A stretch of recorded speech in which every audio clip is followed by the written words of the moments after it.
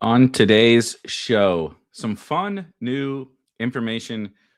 Underdog just released last night. Shout out yesterday. Shout out Hope Bishop from Underdog about how many people even use rankings. How many people are drafting on their phones versus their desktops? What can we learn from all this stuff? What's interesting or fun? I have takes, as you can imagine. We're going to get into it. We're going to draft some best ball teams. Going to have a little bit of fun here in early May, talking about sort of the state of all this stuff that's going on in these draft games. Let's do it.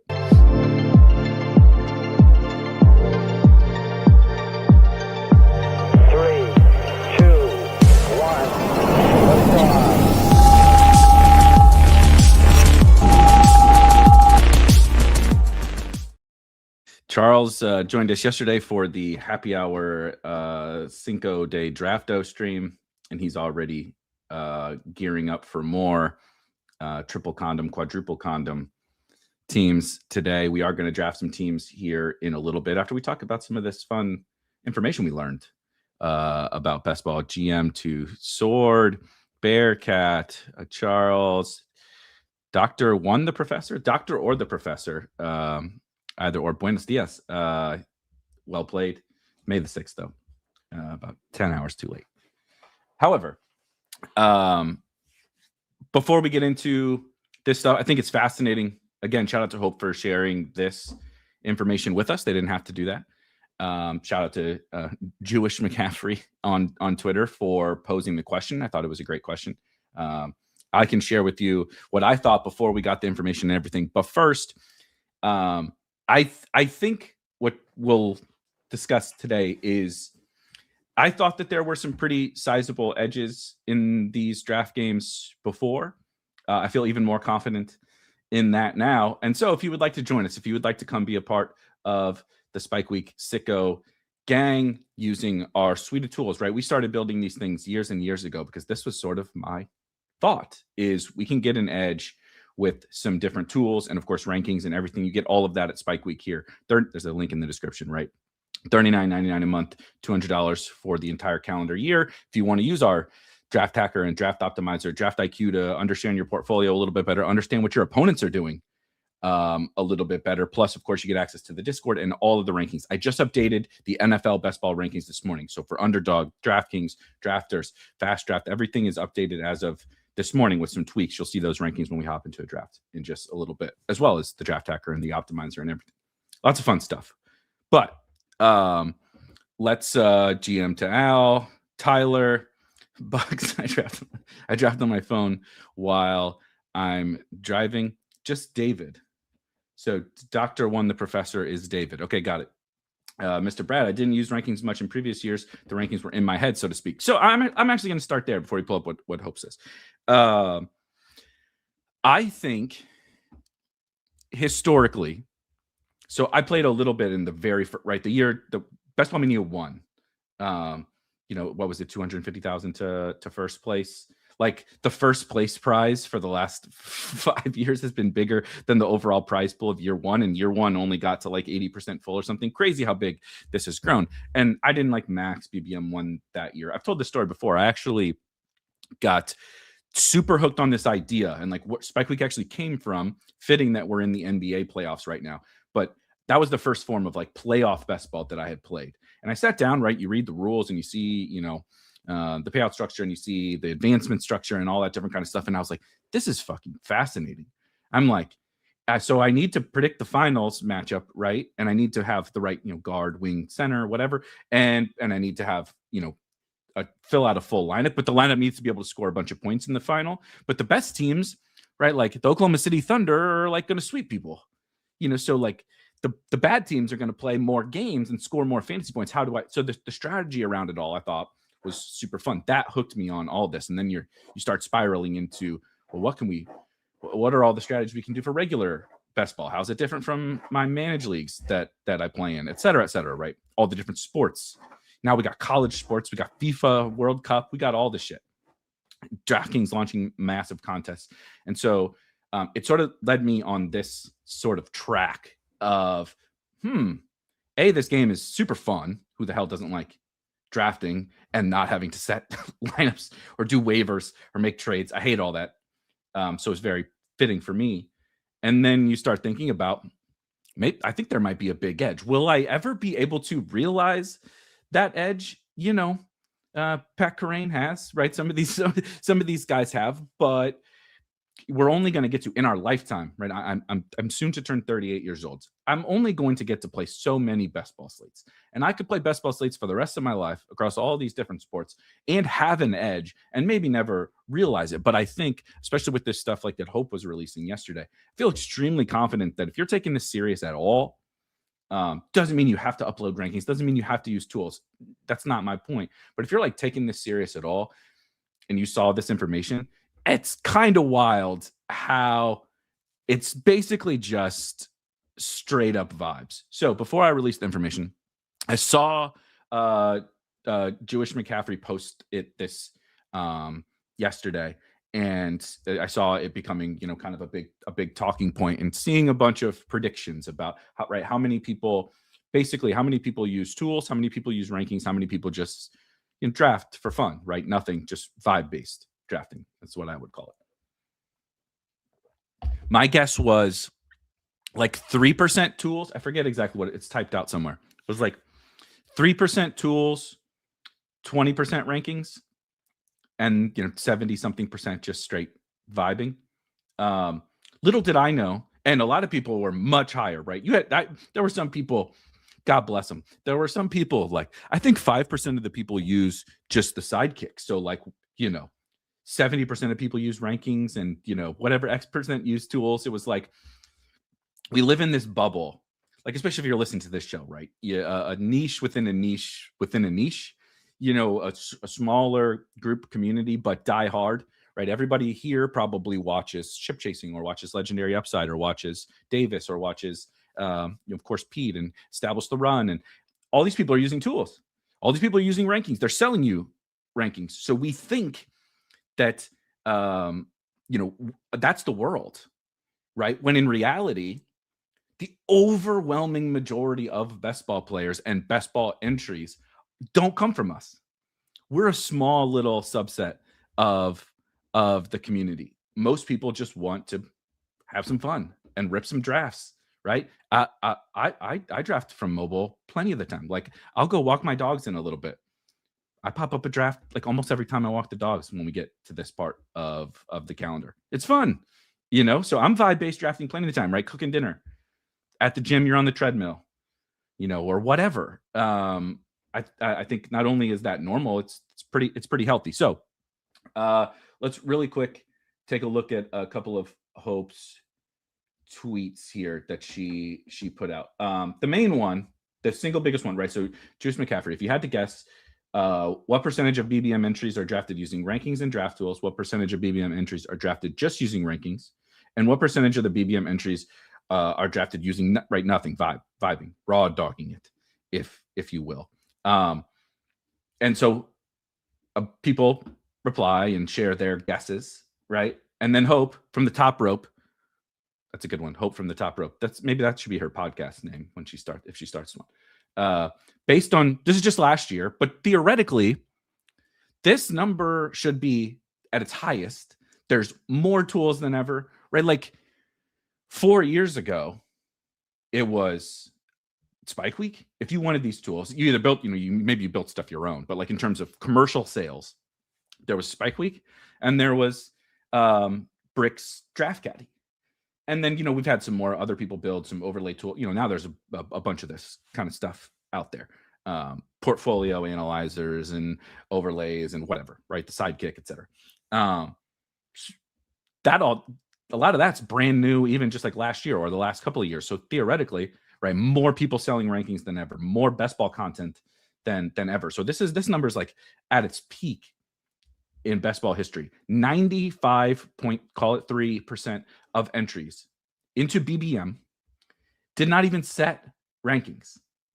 Now, here's a fun little caveat for people that don't know. And I didn't even fully understand the intricacies of this part of the law. Like, there are laws in some states that in order to play best ball, it's legal to play best ball in those states, right? It's legal to play online fantasy football for money, but you have to set rankings. You cannot enter into, what is it, Ohio, Indiana. I'm going to screw it up, so I shouldn't even say it. But there's some states that you physically cannot enter BBM without putting rankings, and yet still 95%, which means like a lot of us who do put rankings in. I mean, think about that. Like, there are people forced to do it, and then there are people that obviously don't want to do it, and then there's a bunch of us serious players who do put rankings in, and we make up less than 5% of the BBM entries. 4.7 percent of the entries put rankings in. Doesn't have, she says, I don't have data on tools, but I feel very comfortable saying it's less than 4.7%. Absolutely, because we use tools. You'll see the tools and stuff here. A lot of our, best ball adjacent people are using tools and whatnot. Think about the consumer that is using the tools. With some of the tools, many of the tools, you don't have to upload rankings, right? Like with the draft hacker, it's just handling your exposures. I have in the past, I see multiple people. This is so true, Brad. We'll talk about it. Let's see. Somebody said it. So Brad says, I didn't use rankings much in previous years. The rankings were in my head, so to speak. So it's funny you say that, because that you're describing me. That's how I've played best ball. I built these tools. I have felt, now the sites, especially Underdog now, have made it a little bit easier in the last couple of years to like toggle between your rankings and ADP, and they've improved in some of those regards. But I create rankings, right, for myself and for our community. I don't particularly care if anyone uses them. I actually often encourage taking the rankings and just sort of seeing the story that the rankings are telling, and then tweaking for your own preference. But I would do this. I would literally create rankings, and then like I've built. I know who I like. I know. I care more about the ADP. I know like how far can I push guys? When do I just need to pull guys up? It's like sort of in my head, to your point. I have started to upload the rankings more, just because frankly, I've had too many auto drafts, including the infamous Darren Waller on stream auto draft, which hilariously worked. So maybe I need to go back to no rankings, but it's been helpful for me from like maintaining my rankings to sort of see like, okay, this guy's like continually at the top. This guy's continually at the top. And also being able to flip back and forth and see in real time the difference between the rankings and between my personal rank, right, what I think my rankings are and what ADP is. And sometimes I'll end up, when you're on the clock, go against them. I learn things from having the rankings in there, but I had historically thought like, I think sometimes this is going to bias me too much.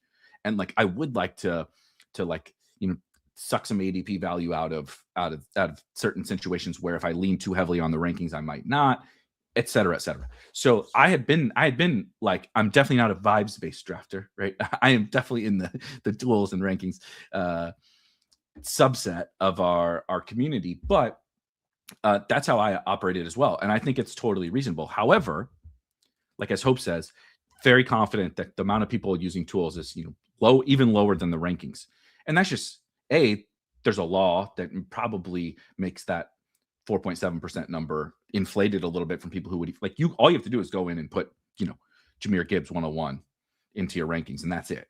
That suffices for this stupid law that these people who have no understanding of how best ball works have created.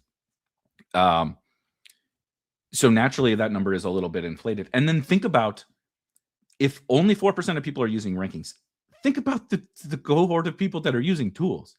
The overlap between those two is like, it's what's the meme, like it's the same picture. It's like it is that meme. It's like, if rankings people make up only 4%, like those are the people who are clearly care enough to put rankings and stuff in there. Don't you think the overlap between those guys and the tool, and even if there's a decent amount of tools people, right, not putting in rankings, they use the Sidekick or the Draft Hacker or whatever without using rankings. I know that there are people, I've been that guy. There are people that don't do that.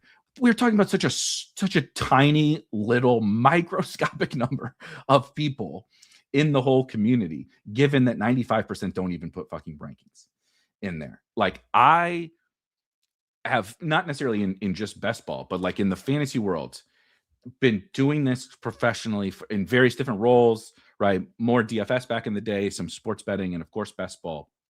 But for a decade now, which I can't fucking believe, but for a decade, literally.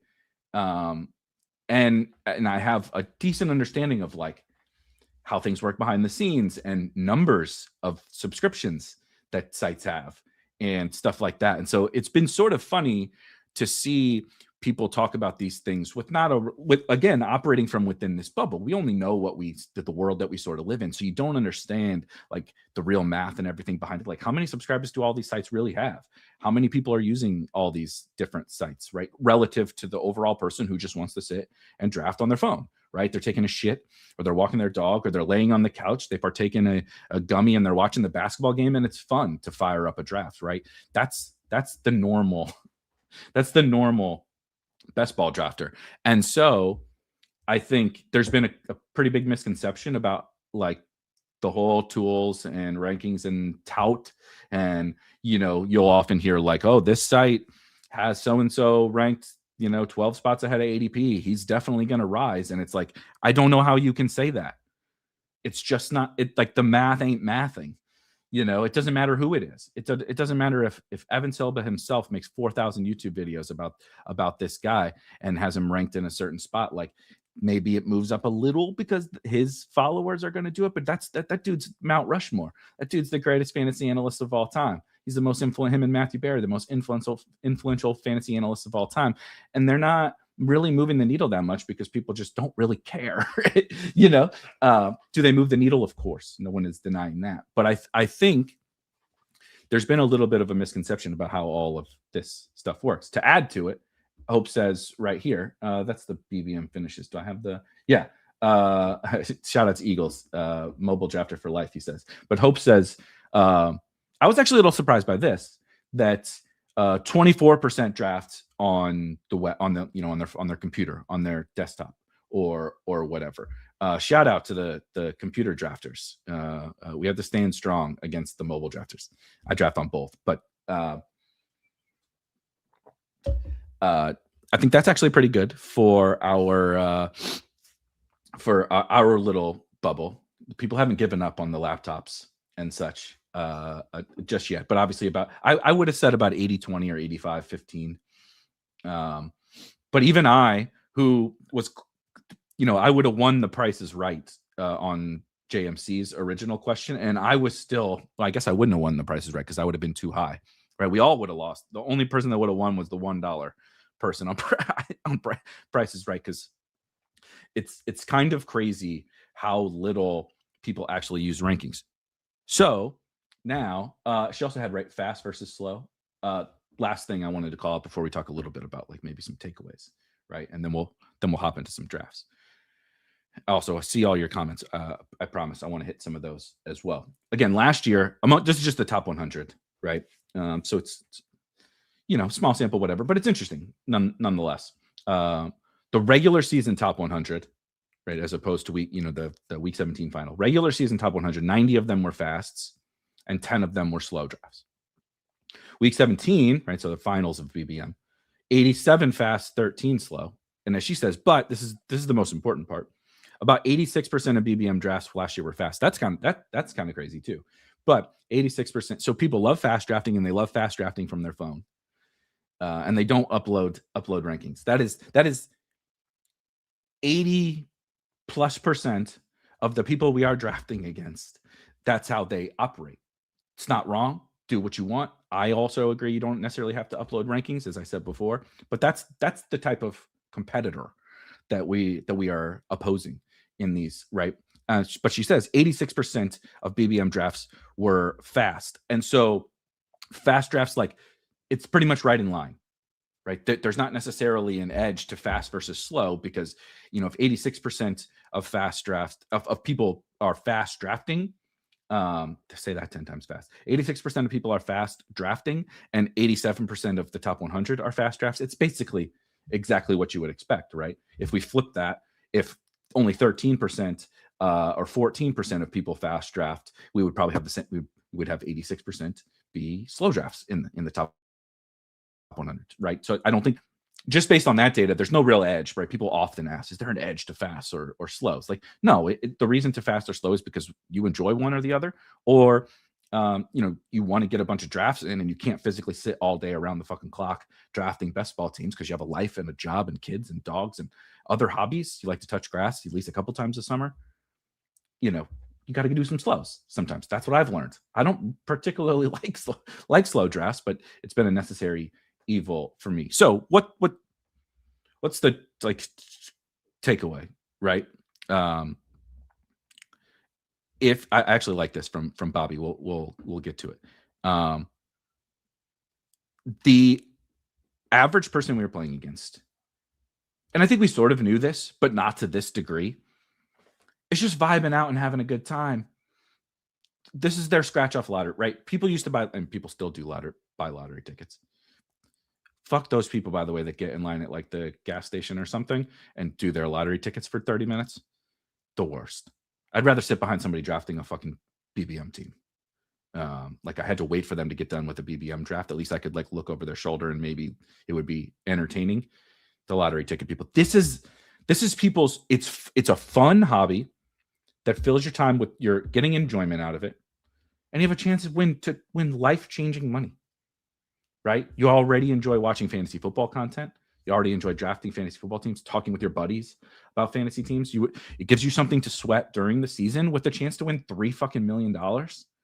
Like, what can beat that from a hobby and like an investment? You're probably going to lose, but you were just going to spend that money on a coffee or going out to eat or something. And those are different things that also bring you joy and aren't going to bring you money back. It's just a fun hobby that, like, who knows? Maybe we could win a whole bunch of money, right? For 90% of people. At 10 out of the 12 people in your draft, of every draft that you do in best ball, are just having fun. And there is not a goddamn thing wrong with that, right? It should be fun. But as I said, I don't know. I don't know if I'll ever realize what I think is my edge. And maybe my edge is not that big. Maybe it isn't. But ultimately, this is still a game of skill. It's the highest variance game of skill I've ever participated in. Like, I guess other than, a coin flipping contest. Like, it is, this is basically what this is. Certainly the fucking Eliminator. There's a real life coin flipping contest. But I don't think anyone can argue there are definitive edges in this game of skill. Will we realize them over our lifetimes? Hopefully. That would be fun, right? I would like to join. I need to get a job at chip chasing to win one of these $1 million prizes. But until then, I'll just keep striving for, maybe 4th place or something like that. There is an even greater like skill gap, I think, based upon this information. And if you are willing to put the time in and you're willing to, again, you don't have to even care or upload your rankings, but to spend the time and like understand where you actually like guys and you're not just vibing and using, like, I'm obviously biased in this regard, but I believe it even stronger after yesterday. If you use something, I don't care if you track it in a fucking spreadsheet, right? Or whatever. But if you're using like these overlay tools, using the optimizer, you're using the Sidekick, whatever, like the advantage you have over your opponents is so stark that it's almost hard to believe. Like, go play a DFS tournament. There are definitely people vibing out playing DFS. Fuck, sometimes I vibe out and play DFS every once in a while when I want to. But the majority of the field know what they're doing, right? The sports betting market, efficient as shit. You may find I'm grinding some micro props on Terrence Shannon Jr., to try to find what I think is an edge. And some people would argue it isn't even an edge. The same thing, DFS, sports betting, right? The fucking Kalshi, all this stuff. You may have, like, there's a minuscule number of people like with an edge. In this, there's still a minuscule number of people with an edge, but that's only because the other people don't care to have an edge. As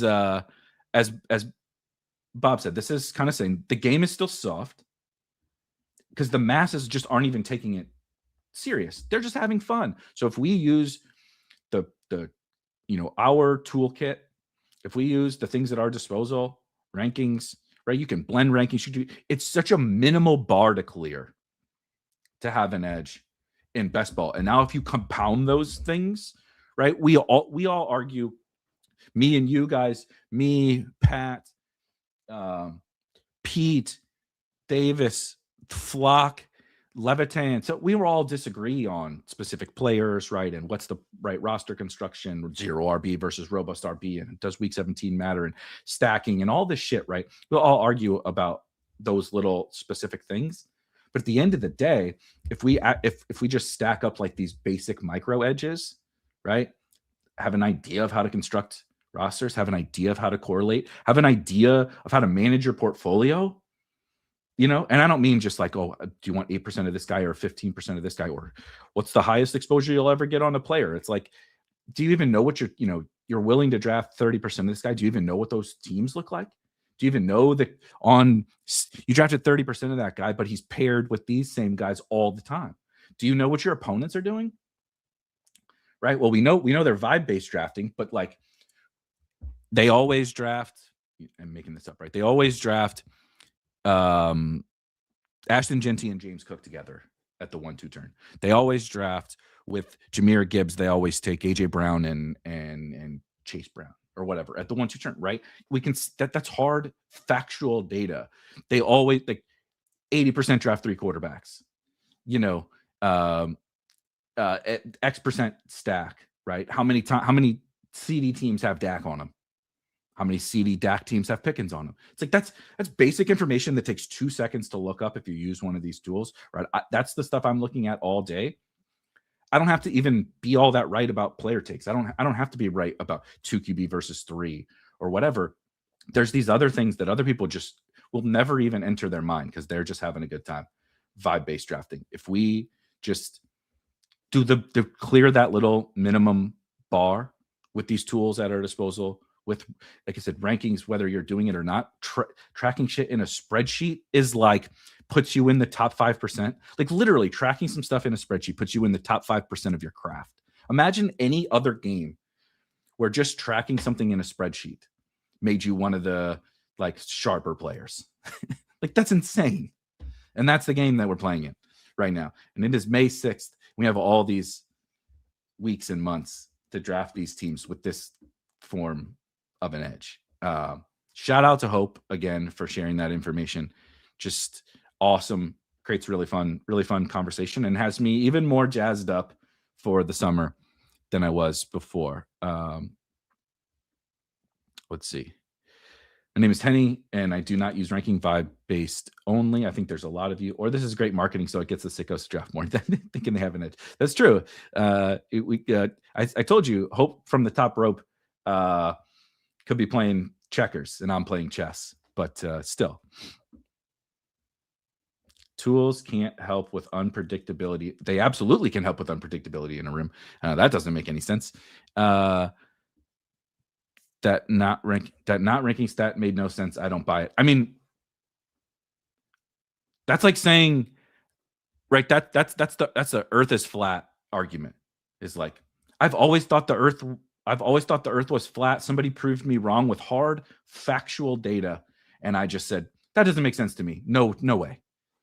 No way. It's like someone that works at the company got approval to share this information and shared it, gaining absolutely, what does Hope have to gain from this? Nothing, literally nothing. She's just doing her job, being helpful. Of course it makes sense. It's a little higher than people thought, but that's because, again, the people who care so much, we're in this bubble. We have no idea how many other people are out there actually drafting that don't watch ship chasing and don't watch Legendary Upside and don't even know what Established the Run is, nonetheless subscribe, right? It's like in our bubble, it's absurd to not know who those people are. But it's a really small subset of thousands of people, a few thousand people. It's not that big. You know what I mean? Goobs, I'm pretty much on board with this. I think I would say like 1 or 2% at the most on the tools stuff. That's how I do it too. Just to Just know who I like over others and go off my feeling. But sometimes I purposely make myself uncomfortable and try to buck the orthodoxy of what I would normally do. Shout out to Goose. I hope your Mets. I hope the Mets season starts going a little bit better. No ranking, but see, so this is true. Henny says no rankings is good to see real time changes in ADP, but why not both? This is the perfect why not both? You can literally just draft off ADP even if you have rankings in there. Right? It didn't used to necessarily be that way, and that was part of my stubbornness around the ranking stuff. You could just not, right, just like back in the day, you could just upload rankings and not be able to see some of that ADP stuff. Now you can just sort by fucking ADP. You don't even have to look at the rankings, but you can put them in there. More than 4.7 use rankings, they just don't upload them. See, that's where I don't think that's true, because I mean, not in a functional sense, because if they don't upload them, there's also it gets offset by the people in states that also don't use them but have to upload them, right? So it's like there's definitely people who sort of use rankings but don't put them onto the site. But then there's also people who put rankings onto the site but don't use them. So it's kind of a counterbalance in that regard. Let's see. My rankings are in my head. I think they're a lot. I think that's a lot of people. And as I said, I think that's totally fine. Yes, I wholeheartedly disagree with this. As someone who has made their career essentially out of tools and rankings as well, and made their career out of this, so first of all, there's only, what did we say, 24% of users use desktop. You cannot make tools for the mobile apps, right? You can't. It's not possible. You can do some we have a mobile draft hacker, but it's just a web-based side second screen thing. And it doesn't get used very much because people don't like to do it when they're drafting from their phones. They're just drafting from their phones. I think the number of tools users is so much smaller than anyone ever thought. And it's a lot of, I'm anchored to my take about tool. I'm not saying you, Bob, but I'm saying that people are anchored to their takes about they're totally missing the forest for the trees because they thought tools were a bigger deal than they are. This is it. This is one of the best comments I've ever heard on this subject. I bet a quarter of the people don't even know you can change rankings or how. What percent? We'll never know this, right? What percentage of the people what the percentage of the users, right, even know you can or how to do it? They're just in there having a good time. That the average person is a guy just hopping in and having a good time. We are the 5%. And again, whether or not the exact number is perfect, the whole point of all of this, and then we can wrap, although you guys have a lot of great comments here. The whole point of all this is directional accuracy. So what if it's 7%? Seriously. Who cares? Everyone's guesses. Go through Jewish McCaffrey's replies. All the guesses, way fucking higher. Way higher. Jewish McCaffrey's one of the guys, a total best ball sicko. He knows what he's talking about. He's played, right? He's won best ball tournaments. He knows what he's talking about. His sort of guess was 10% use rankings and tools, 30% use rankings, and 60% use none. He was so astronomically wrong, and he predicted lower. Other people were coming in much higher, right? Here's 15%, 65%. Someone said 65% of the people use rankings, right? So the point isn't the 4 point whatever percent. The point is whatever number we would ultimately agree upon, 4%, 7%, 10%. It's so much lower than everyone expected by an astronomical amount, by such an insane amount, that's it. If exploiting micro edges wasn't a thing, then casinos wouldn't offer blackjack as a table game, and they wouldn't try to ban card counters. Great point. She's helping guys sell tools by saying that. Why does she care about that? Explain why she would ever care about that. They've put restrictions on stuff that people can make. They don't profit from that, and so few people use them that it's not improving Underdog's bottom line, nor do they give a shit about draft games. Have we forgotten that? Why would they ever want me to get money from people? Right? Hope is just an employee at a company doing her job. She doesn't benefit from this. Underdog doesn't benefit from this. And even if they did, their game is pick'ems and soon to be prediction markets. The draft games are just hoping to get people in the door. They don't make money on that stuff. So it doesn't make a lot of sense for Underdog to do this for like any selfish reason. Let's see. How many BBM winners have been non-ranking drafter? How many finalists? Good question. I mean, well, 4. Is it 4? 4 ship chasing adjacent people have. So we're in Best Ball Mania 7. We've had 6. Packer Rain creates rankings. Justin Herzig creates rankings. Sam Sherman, assuredly, at least, is ranking adjacent. Right? Liam worked with Pete, sells rankings. So like, I don't know.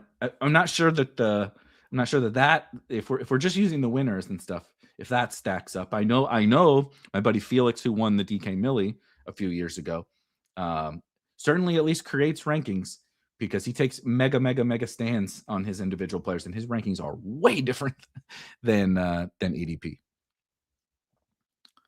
Let's see.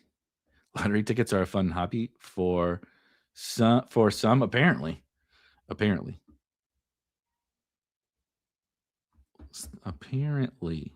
One other thing that I think is important was back here. Hold on, let me find it.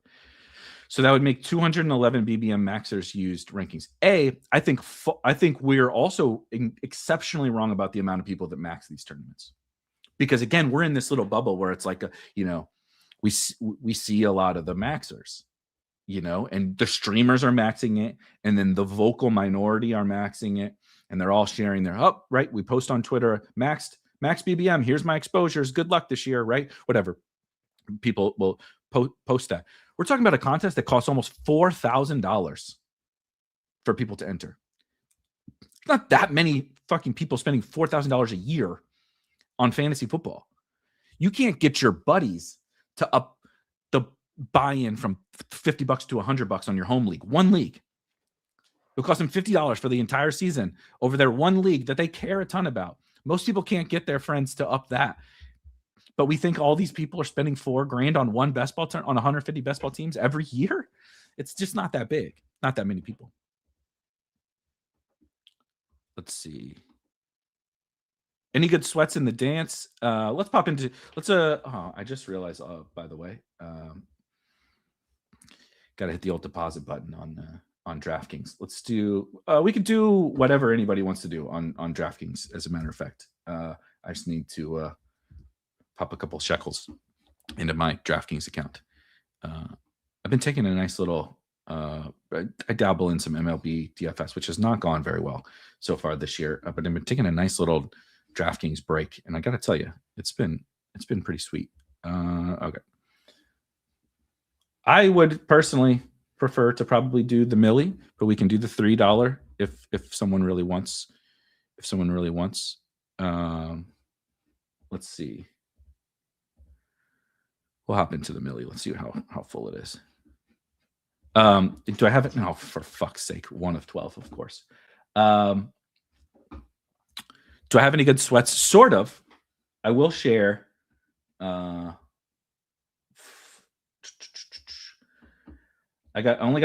drafted 60 teams and I only got 7 through, so it's not going great. However, great typo. do the milky. I know what you meant. But I did a show with myself and Mike Zakarian, and that's my best team. Doesn't have Wembanyama, and fading the Knicks. So I'm going to need the Knicks to like just go ahead and sweep the go ahead and sweep the Sixers. We have a pretty fun team that has every single person is alive. I think it's my only team with every single person is alive. Cade, Maxey, Io. Well, Jalen Williams and Io are hurt, but still, we weren't going to use the Thunder guy scores anyway. But it needs Detroit to get to the final. Oh, wow, look at you guys. 11-12. All right, we're full. Let's see. A lot of good comments. Shout out to you guys. Here's a good one. If only 5% of rankings, how does ETR move the market like they do? They don't. There's always certain instances where something might get moved, but there's so many that narrative I think has been flawed the whole time. I've discussed it mostly in the Discord because there's not a lot of upside to like arguing about that on the internet. But I don't think that they really do. I don't think that again, certain guys move for sure, but certain guys move because of Spike Week rankings because you guys are psychopaths that are like, yep, I agree with you on Ryan Flanoy. I agree with you on whoever. What happens in the market is only the most bullish, right? Whoever will buy the steepest price. There's many years where ETR has been well out ahead of market on a certain guy. And not only do they not rise, they fall. But certainly they're the market leader and they absolutely have an impact. It's just a little over. Similar to how we all thought more people use rankings. We all thought, whether it's ETR or whoever had more of an impact on the market than they actually do. Let's see.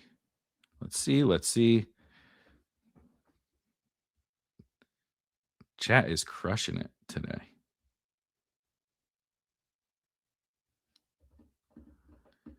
Tyler says, I almost always filter by ADP. And then that's it. See, I find the value in the rankings, not even in just like, I'm rarely picking the top guy in my rankings because I'm bouncing back and forth between, I hate the way that DK does this,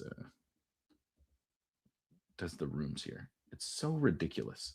It looks so terrible when you're at 100% zoom. So we're going to go down to 90. It makes it a little smaller, but at least it fits on the screen. That's sort of what I'm doing, like bouncing back and forth. The whole.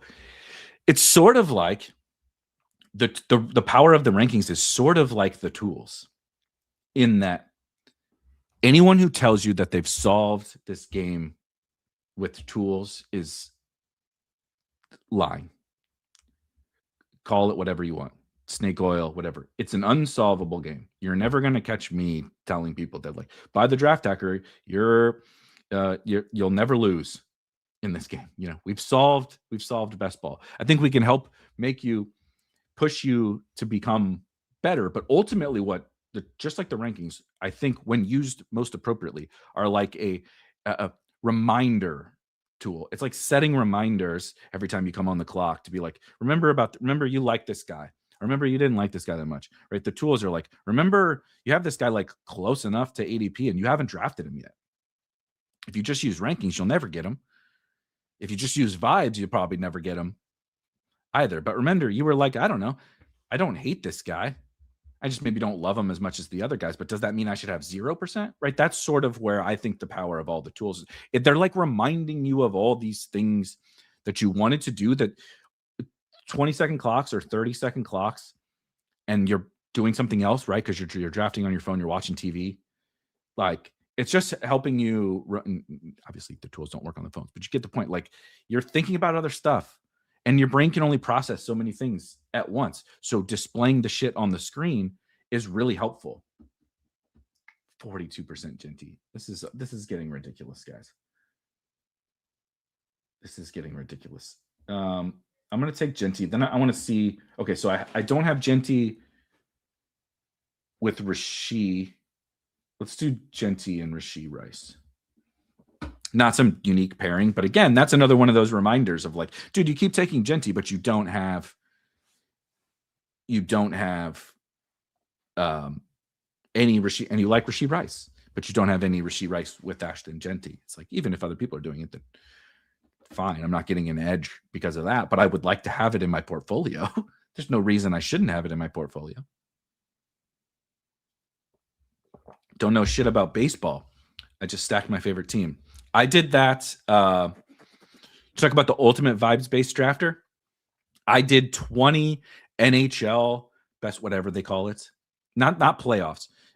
My favorite team did not make the playoffs. There, shout out to the shitty ass St. Louis Blues. I did 20 like the regular Zamboni, whatever the hell they call it on Underdog NHL. And all I did was stack the Blues on every team because I'm like, well, I watch most of the games. I really enjoy hockey. I really root very hard for the Blues. And so I just wanted to have the vibes, right? I contributed to the 95%. I didn't upload rankings. I was just having fun, ripping a bunch of Blues on teams. I drafted 19 of 20 Robert Thomas teams and like 14 of 20 Dylan Holloway teams, whatever.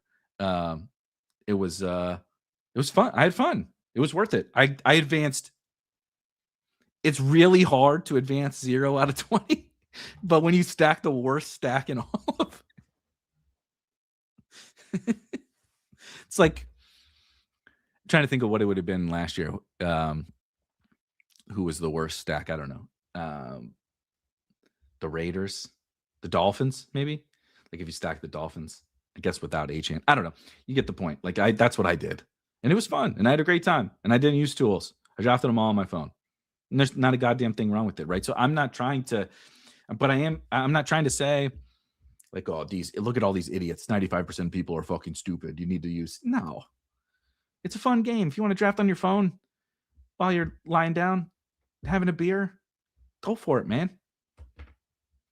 But if you do want to like, I would like to maybe like, wow, there's a lot of potential edge to be had here. You know, is it 95% or 85%? I don't know. But that's still a big number. It's still a big number of people that I think we can get an edge upon. And it doesn't take that much effort. If you'd like to do that, there's places that can help you, like here. Now, I'll also always say, like, I'm an open book. I will tell you all the specifics of who I've drafted. If you ever want to look at a team that I've drafted, you want to look at the amount of teams I've drafted. I'm an open book. You want my take, right? Like from a tout perspective, you want my take on any player, any situation. I will always answer it. But I don't think I have all the answers. It's like I think we built tools that can help you and rankings that'll help you like see sort of what's in my head. And then the tools can take what's in your head and help you draft better, right? It's not what I think, it's what you think. And you can take some of the stuff maybe that I think, because we talk on, we're talking this morning, we talk tomorrow, and we'll talk on Friday. You can ignore everything that I say and be like, no, I want to draft these running backs because Erik hates running backs. I think he's wrong about that, right? And like, there's a million different things. Oh, Erik likes Trey Harris. Fuck Trey Harris. He's terrible. I'm going to take Brennan Thompson, QJ. Good. There's nothing wrong with that. We're here to hang out and like talk things through, and I'll share with you whatever it is that I think about all these situations. And if you disagree, great. It's what makes it fun.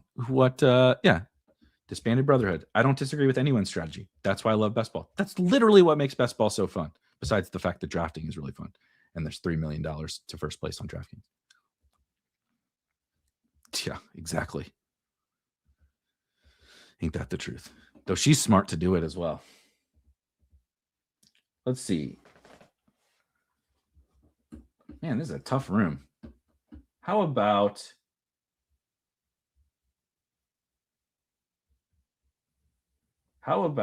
pull Lad over to this set? Let's pull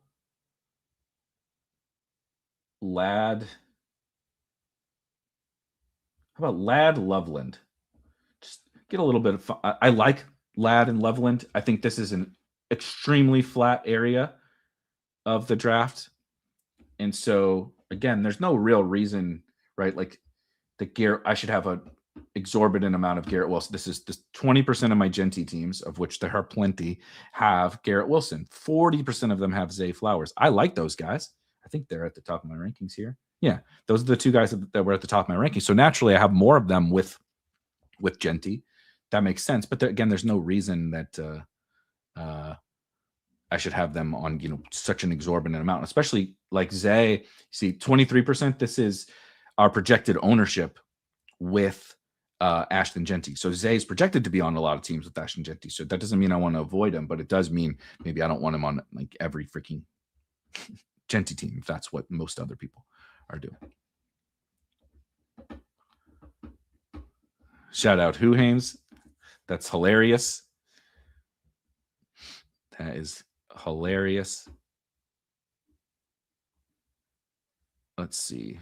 When I was just starting out on Underdog, it was hard not to notice all the guys with badges pulling the same guys up every draft. Yeah, I mean, so what I will say about the badge thing, most people have badges now because it doesn't. If you've even played like at all, it's sort of like the same thing on DraftKings. They used to have. Do they still have like beginner contests and all that kind of stuff? Like I've been playing on DraftKings for so long, and I'm not some expert player like DFS, and I'm never going to proclaim to be like some incredible DFS player because I'm not.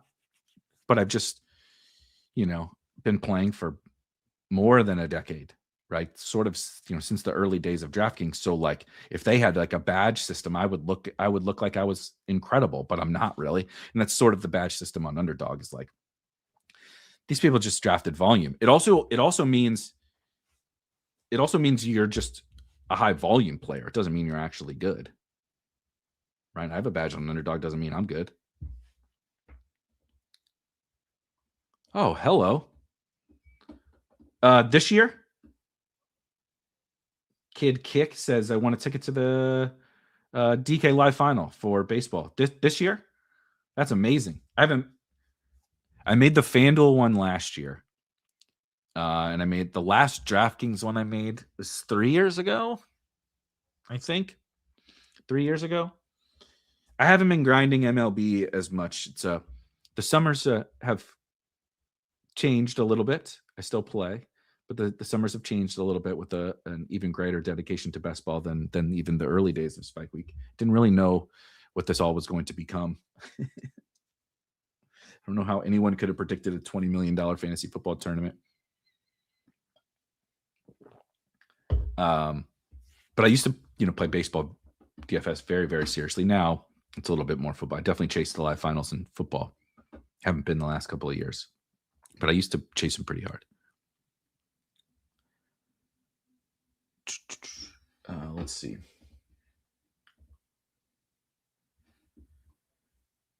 Jeanty, Rashee Rice, Lab McConkey, Colston, Loveland. Okay. Oh, I forgot to send my teams from yesterday's show. So I need to do that. Jaden Daniels goes. Boy, that Tyler Warren price. So much Christian Watson, some Drake May, Bashal Tuden. How about haven't drafted Carnell Tate yet. That feels dumb. Carnell Tate. How about we double tap the rookie wide receivers? Tate, Tyson. That's pretty fun. Jeanty, Rashee Rice, Lab McConkey, Colston Loveland, Carnell Tate, Jordan Tyson. Gives me some, so pick 84. So I'll have potentially Mahomes and Herbert. Obviously, no, Caleb will be gone by then. But Mahomes at my next pick in the 7-8 turn, Mahomes and Herbert might be there. That's around their ADP. And then obviously Carnell Tate gives me a cheap Cam Ward potential quarterback. Jordan Tyson gives me a in between those two, right? I get cheap Ward, a little bit more expensive Mahomes and Herbert. And then in the middle, the 9-10 turn, I could take Tyler Shuck if I wanted to.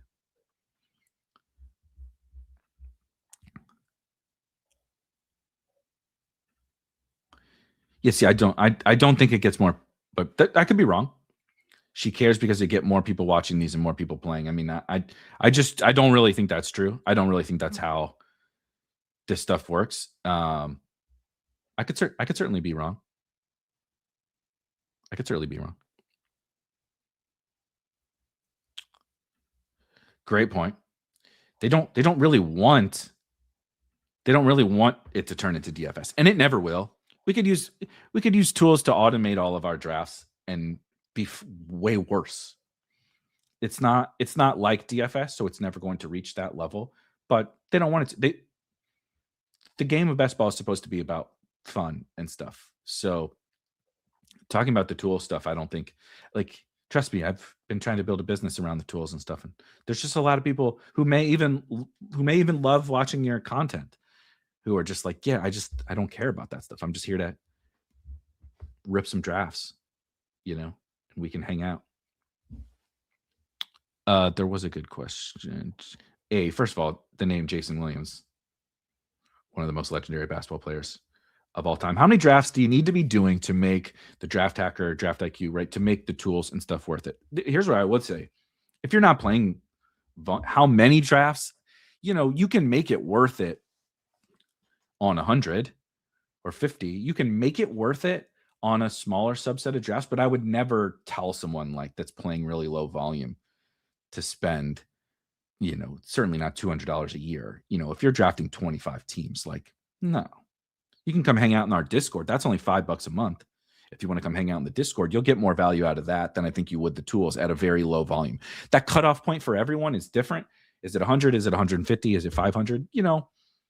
Everybody's a little bit different. I think you can get value out of it if you're whatever you or anyone classifies as volume. Some people say that's 1,000 drafts. Some people say it's 100 or 150 or whatever. But I personally think best ball is a volume game. Unless, again, you just want to rip a few teams and have some fun. If you're trying to compete, I think volume is sort of critical, because they're snake drafts, right? And they're snake drafts over an entire summer.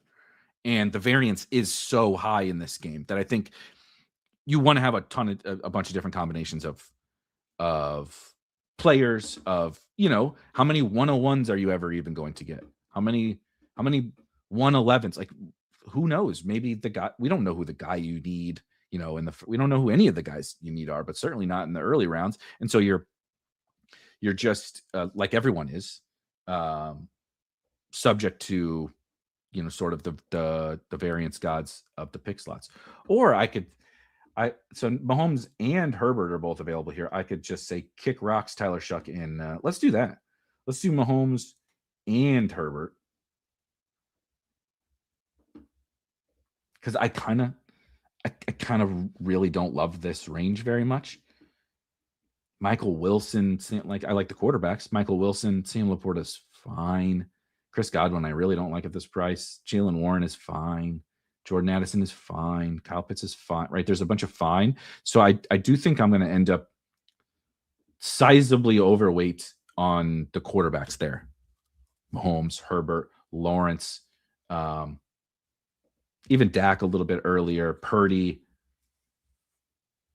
Dart just went, definitely. All of those guys. I think that pocket of quarterbacks is awesome. And it's in a, right, as opposed to, and I love the Lamar price too, but right, like Josh Allen goes 17th overall. You have to take him over. He was taken over Drake London, Amarian Hampton, Malik Neighbors, Trey McBride, Brock Bauer. Like, the opportunity cost is insane. Josh Allen is insane, but the opportunity cost is nuts. Obviously, the cheaper you get, the less opportunity cost. But sort of, this is another one of those things that, like, rankings ain't helping with this. Show me a tool that's doing this. You got to draft to figure those things out. And some people might disagree. Some people, right, that's just my assessment of the situation. We can all have different, that's like the tools are only as good as the inputs from the human. That would be my input on this area of the draft, is like, I don't really like a lot of those guys at their ADPs. I can get guys later that I like, but the quarterbacks are standouts at this price. And I can get sort of elite upside in an area I don't love the other guys. But some other people might say, like, fuck you, Chris Godwin's the best pick on the board. Jalen Warren's the best pick on the board. I love Addison. And those wouldn't be wrong. They're just different opinions.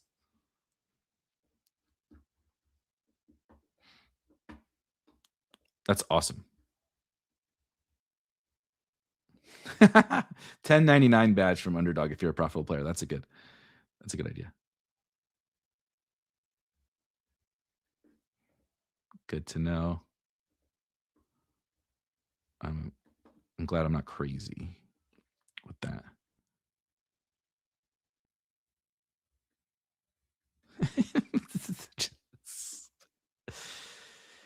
I cannot get my league mates in an IDP dynasty league that's in its 30th year to even consider best ball. That's crazy. An IDP dynasty takes. We have IDPs in my longest running dynasty league, and I'm trying to get rid of them. I want to get rid of them and expand like more starting lineup spots for offensive players. But isn't that crazy? Like an IDP dynasty league is the most sicko level shit you've ever heard. But they're like, no, best ball, stop. That's too much. It's like, dude, I don't even know. Like, I can name a handful of defenders. And I literally study this shit for a living. And it's like, those people know so much more about that, but won't spend a little bit of time to okay. Pearsall. Wow, okay. This is nice when the guy at the top of the ADP list is I'm targeting a higher. This will get me closer to, and then J.K. Dobbins, who also makes sense on this team. Wow. That's kind of nice when everything falls in line. I need a running back. I'm looking to get more Dobbins. Wonderful. Wonderful.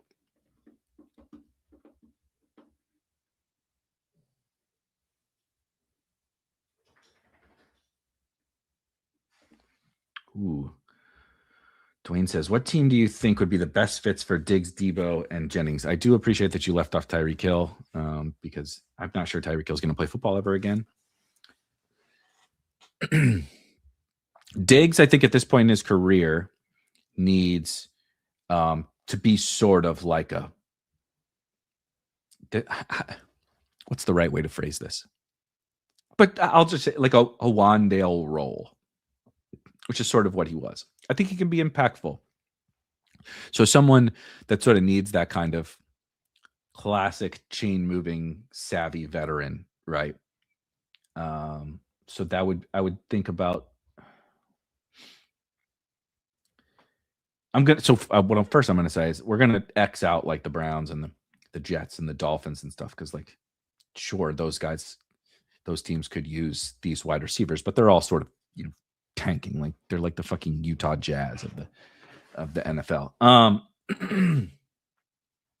I will say the Vikings actually would be hilarious for Diggs, and I think a pretty good fit. I think Juwan is the one guy on this list that could sort of fit anywhere, but also I'm not entirely sure how good he is. I mean, I'm not particularly sure how good any of these three guys are like at this point in their careers. Though Diggs, I have the most confidence that like could still be an impactful player. Juwan is a little bit scary coming from San Francisco. Like, think about Debo was just not as good. Debo's also aging. I think Debo needs to be like, he's not like a normal wide receiver, right? He's this yak god. The problem for Debo is he's this yak god, bowling ball of a man, get the ball in his hands and let him run, who's aging and got much worse at that skill. Go look at his yak last season compared to other seasons. And I know, Daniels got hurt and whatnot, but like it shouldn't really impact it to that degree. So I'm pretty worried Debo is just cooked. I'm worried. I don't know if Juwan was ever really any good. Like, I don't mean never good. He's an NFL wide receiver, but I think Juwan is someone who needs a big, that big bodied, physical, traditional outside guy. Debo is like someone we could use like this gadget bullshit. Like the Colts maybe for Juwan. I think the Colts for Juwan. What did we say for the Diggs? Like a Vikings type. And then Tebow. Man, I don't know, dude. I'm looking at the teams.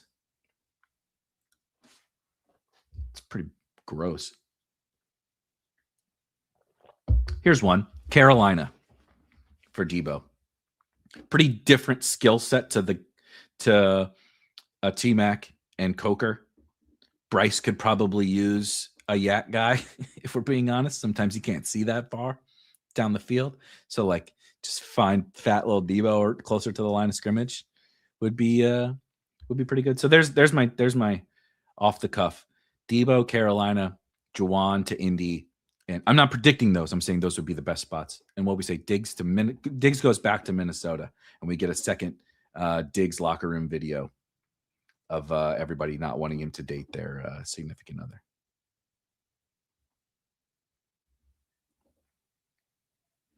This is insanity. You couldn't pay me to play in this league.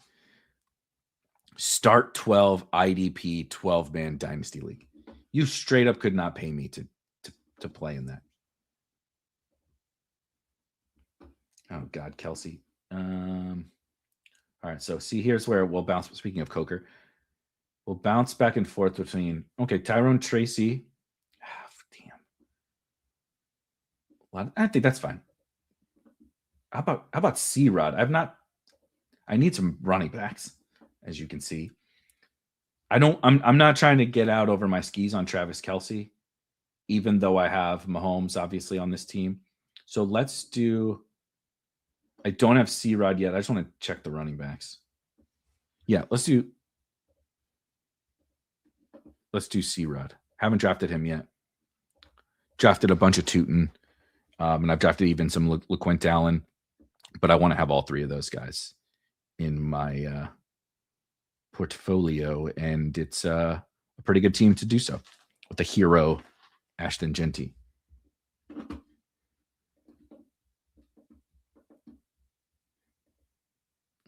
Yeah, I do think there's still just a natural, right? This is so lame. We're still so early, but it's crazy. This is year 7, but we are still pretty early.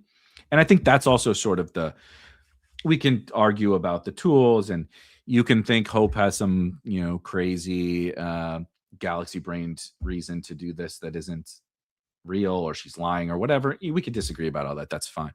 But what I would say, the real indication is we really are still pretty early in this. Think about, again, where DFS is. Think about where sports betting is. Surely, I mean, most people in sports betting are also betting mobile on their phones and taking a shit or laying on the couch or whatever.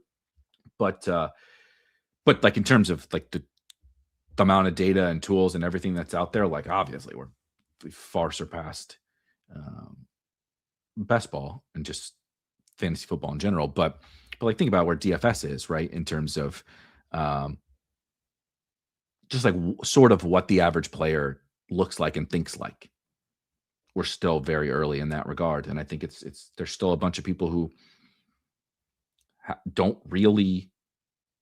still won't really consider the game, even though they may not even really have reasons to, other than maybe they just wouldn't enjoy it, and that's fine. But they play in these super serious dynasty leagues or IDP leagues or whatever,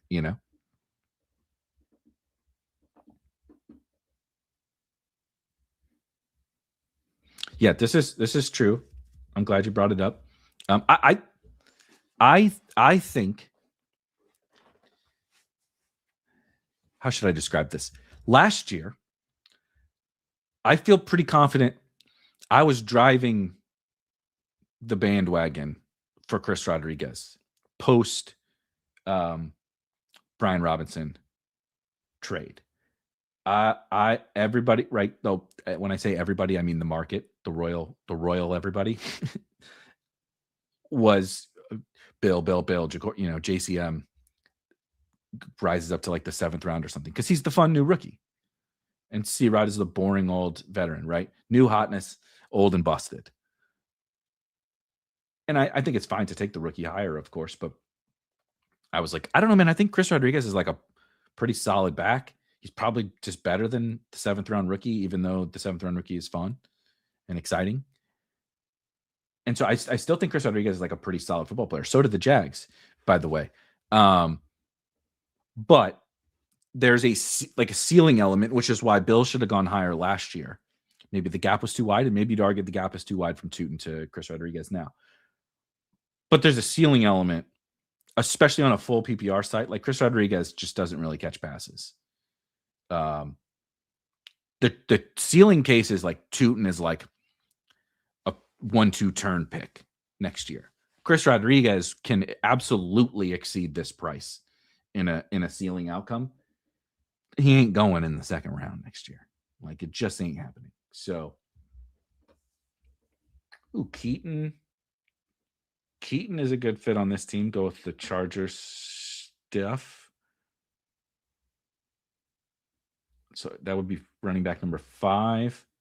How about I do not. Oh, okay. Chig is on 50% of my who? Lad teams? Why? I'm gonna put Chig in the queue because I'm trying to get my Chig up a little bit. This is where I need to use. Ayuk is at the top of the list. Oh God, I have Brissett down for 2%. What about tight end? Is it? No, it's not telling me to draft Chig, and I'm still gonna do it. See, fuck the tools. Who says you need tools? When we don't obey them anyway. And Tim says C-Rod ceiling is D-Mont on the Lions behind Gibbs. And like early D-Mont where like there were real games where D-Mont was sort of the lead. You know what I mean? Like early Gibbs, not current Gibbs, who's like the best running back in the league, you know, him and Bijan, but early Gibbs that wasn't quite to this level. They didn't use him quite to this level. And then also, right, what this clearly means is the contingent value is huge. The difference is that LeQuint Allen is still there, and LeQuint can fill that. LeQuint is. And by the way, I just want to say, LeQuint is going to steal passing down work from C-Rod in the contingent value case. Here's what I'll say when you say listen to the tools. The tools are only telling me this. Remember, this is what you said, dumbass. You said you wanted this. Right? The tools aren't like, this isn't like AI dreaming up, what people think AI is, right? This isn't like, it is all what was in my brain, and I put it down, and I said, tools, remind me of this. When I start drafting, and I never take these fucking guys, remind me that you said you didn't want to fade them. It's sort of those points, right? You said 8% Brandon Ayuk. Maybe that's wrong. Maybe now you disagree. You don't want to do 8% Brandon Ayuk. But that's what I said. You know what I mean? And I think that the power of that is actually huge. Because we all have we have a take on every player in the player pool. And I think the majority of people we have like X% of guys who are like awful pick, terrible, whatever, full fade, don't want to draft him. 10 to 20%. And then you have 10 to 20% where you're like, fucking love them. Smash. Draft them every time. Flag plants, whatever thing we want to use, right? So there's your 20 to 40% of the pool are those. That leaves 60 to 80% of the pool where we're all like, I don't know, like Tyler Algier, don't love him, but like Jeremiah Love can get hurt, right? Like Juwan Jennings, don't love him. Could sign with the Colts, and then we'd be like, oh, this looks pretty good, right? Like Brandon Ayuk, he's probably going to be on the Commanders. He might just suck now, but he might not. So I'm like, my process behind that was like, this just feels like, take your medicine, take your 8%. If Ayuk sucks, he sucks. If Ayuk is back and he's good again, 8% on the Washington offense is, I probably wish I had more, but cool. I that's sort of my risk mitigation. Just like, I'm going to take my 8%, right? I'm eating my vegetables, moving on to the next. And it's reminding me, like you said, you wanted to eat your vegetables on this guy. It's the mother when you're sitting at, you said you wanted to be healthy, you know, or it's the wife. You said you wanted to be healthy. I made you some fucking broccoli. Now eat it. Are you probably far from game shape? It could be. I don't know how anyone can say anything confidently about Brandon Ayuk. No one has seen him. No one knows.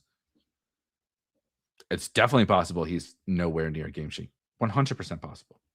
It's also maybe he's been working out like crazy because he's fucking pissed off at the 49ers. I don't know.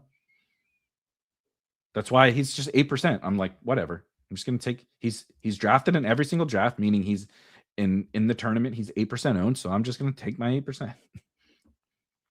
Let's see. What do we have? 2-5-5-2. AJ Barner, disgusting.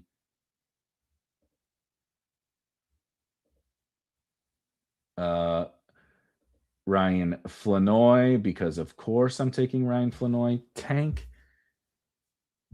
Is Tank at the top of the ADP? No. I'm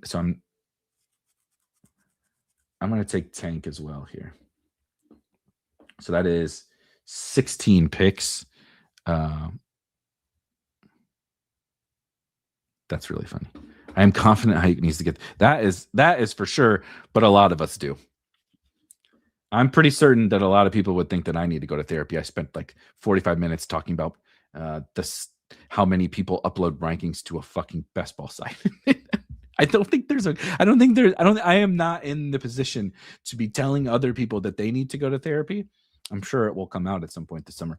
But the sheer fact that we're going to do like a 2-hour show where the majority of it was spent talking about whether people upload rankings and how many, and like conspiracy theories about why this was like, that's insane. that is the epitome of you need to go to therapy, brother. Best Ball Bros would rather debate whether Hope Bishop was lying about the percentage of people who upload rankings than go to therapy. That's a thing that happened today. If the tools are our mother and you created the tools, does that make you Meemaw? Maybe it does.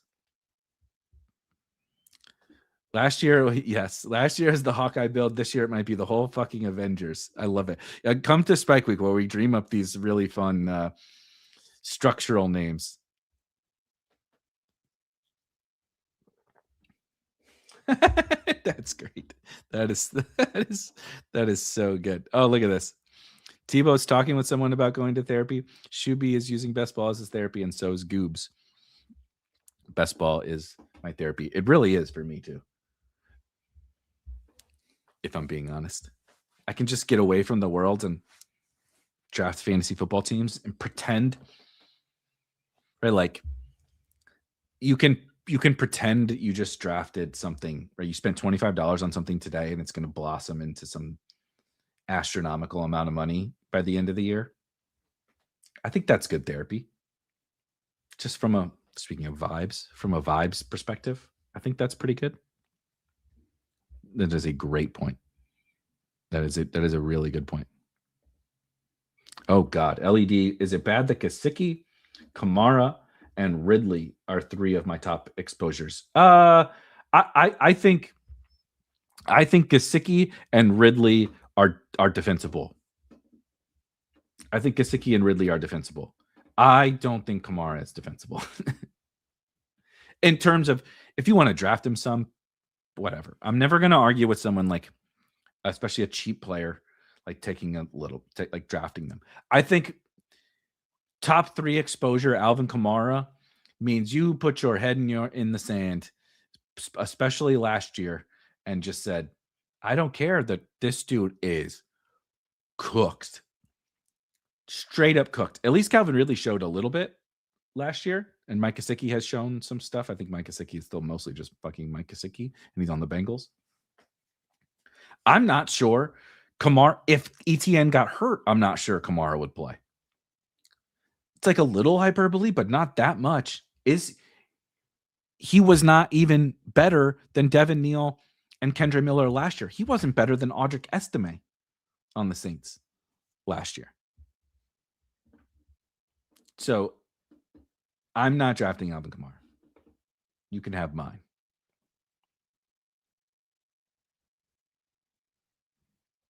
Do you like Barkley or Walker better? I like Saquon better. I think the ceiling case is like Pretty evident, right? We just saw it. Eagles get back to business. Get rid of AJ Brown, and maybe that cures some things. I don't know. I think Ken Walker is fine, right? Ken Walker is the epitome of he's fine.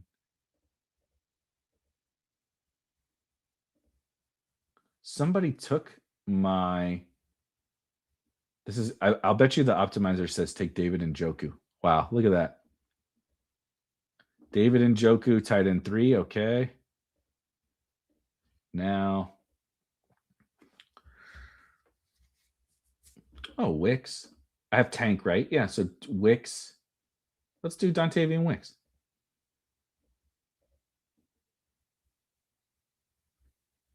I'm cool with that. Let's do one more draft, shall we? I'm just going to stick over here in the Millie, if that's okay with everyone. We're going to stick in the Millie. I'm entering it right now. If you want to join, it needs 9 of 12. And give me 2 seconds.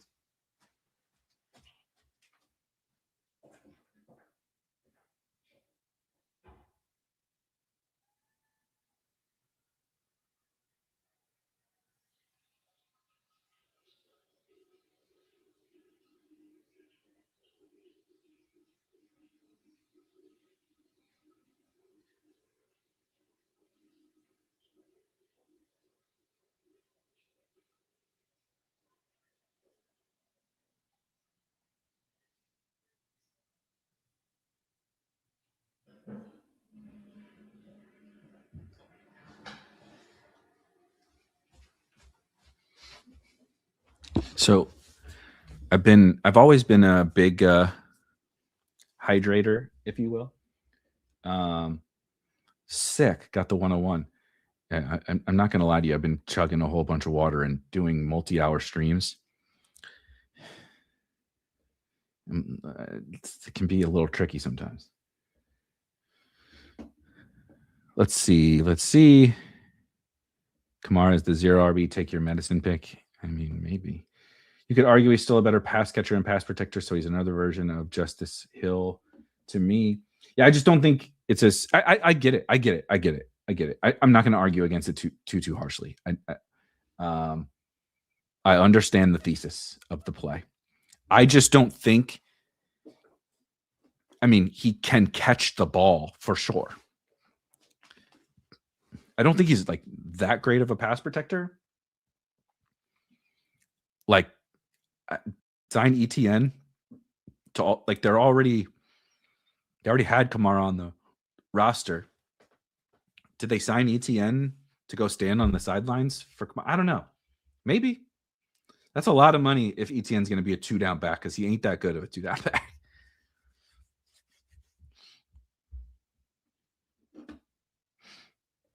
Yeah, I mean, so my thesis is not that they aren't interested in using Kamara. My thesis is I don't care because he sucks.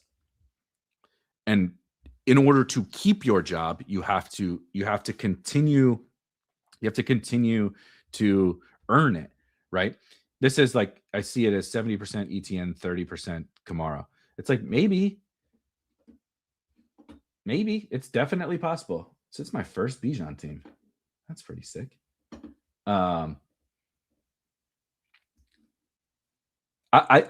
These guys that these old guys that we project for roles heading into a season because they've done it before also often just fall off the face of the earth. You have to have a certain level of performance to sustain a role. He may get 30% of the touches in week 1. Is he going to get 30% of the touches in week 17? Is he going to, like, what is he going to do with 30% of the touches? He's a horrendous runner. I don't imagine they ever want to turn around and hand him the ball. So, okay, you got to, I won't even debate that it's possible that he's catching passes, but I don't know. You really got to squint, I think. Okay, I'm at 2, 6, 7, 3. So we'll probably need a back and a receiver here. Oh, God, Brashard. Oh, boy. This is going to tell me Chris Brooks. Yep. How about I've not drafted Taj yet. I bet you that was one that was near the top there. Vele, Mooney, Jalen Knoll, Jack Besh, Pat Bryant. Let's see. Keon, goddamn. Keon and Tez.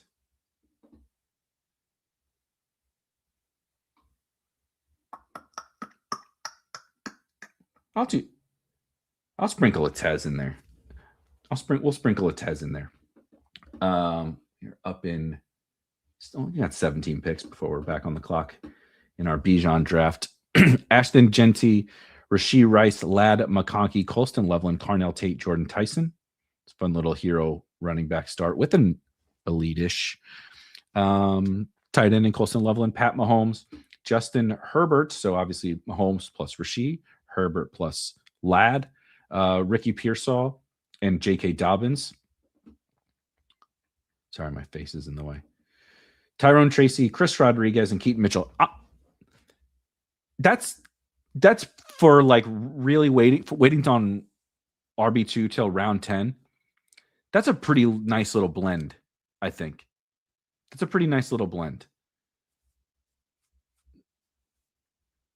Chig, Ryan Flanoy, of course. It's an Erik draft. He took Ryan Flanoy. Tank Bigsby, of course, sort of contingent bet on Saquon. David Njoku as my third tight end. Dontavian Wicks. So nothing. This is like yesterday I did Mayor Jack Besh. This is like the much more fun version of that, but still, what's the fucking like Tank Bigsby, Dontavian Wicks secondary correlation? Taj Brooks and Devontae Walker. Tez is one. I'm gonna at some point force myself to some of these guys like Keon in later rounds, but I am trying to thread this needle of there's some late round guys I really think are much better picks than other late round guys. Flanoy's not like a last round pick, but Malik Davis also on the Cowboys, Chris Brooks, Devon Vele, right? Like some of these guys that it would be really easy for me to take them on like every single team and get 50, 60%. But I'm trying to be have a little bit more humility in 20th round picks on March 6th, or excuse me, May 6th, also on March 6th, but on May 6th. And so I'm going to spread those chips around a little bit more than maybe I have in the past.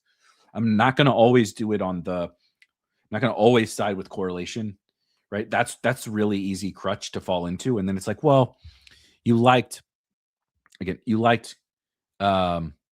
Chris Brooks more than Malik Davis, but you took Malik, and I don't, but you took Malik Davis on every Cowboys team, or if you like Jaden Blue, same bet, same thing. You took him on every Cowboys team and you took Brooks on every Packers team. It's like, well, there's no reason that Brooks can't be on the Cowboys teams and Davis can't be on the Packers teams, so maybe you have more of them on the correlated teams, but it's easy to use that as a crutch. And then you really screwed up the sort of blend and the combinations of that player that you said was an edge.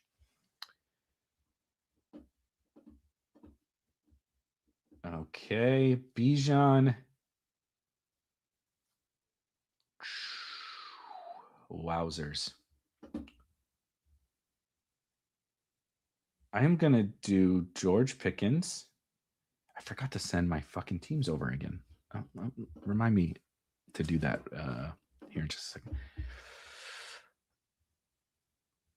I wonder, when AJ Brown signs with the Patriots, do you think he's going to start going ahead of this? Do you think it will be more difficult to get him with Bijan? Let's try it. I think it's possible that when AJ Brown signs with the Patriots, he's more going in the middle of the second.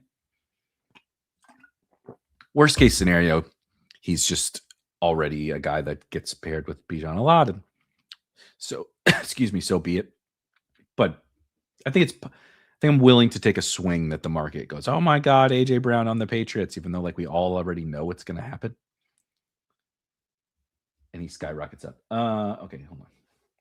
I need to send these teams so it updates my exposure. for those that have not seen it. This is all you have to do. Draft some teams, click this button, sends over your best ball teams to the draft hacker. Interstellar clip. Don't do it when you brought up Keon. Yeah, but I think it's a good example of, I think I put him in at 1% or 2% or something, which means like, 1 or 2 clicks total. And I'm like, I think he's worth 1 or 2 clicks. And so that's one of those that you like, when do you click it? Because if I click him today, he's never going to show up again on that in the optimizers. Like, so do you want to save that? How do you handle those guys is also a little bit of an interesting wrinkle.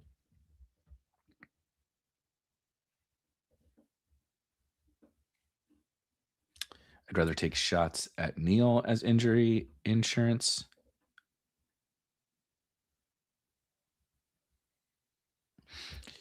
I do agree. I do think this is pretty good. He absolutely sucks, but as a late round pick, I take Kamara over most of these rookie running back dart throws out of the worst rookie class on paper in like 10 years.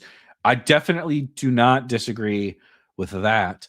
I just happen to have other like veteran backup types that I prefer. So we're on the same, we're actually, even though we disagree like on the specifics of Kamara, we're on the same wavelength in terms of like the thesis of the play, like how you landed there.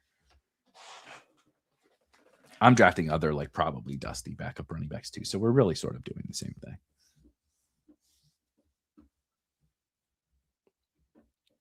How do you feel about drafters using ranks? What the hell does that mean, Charles?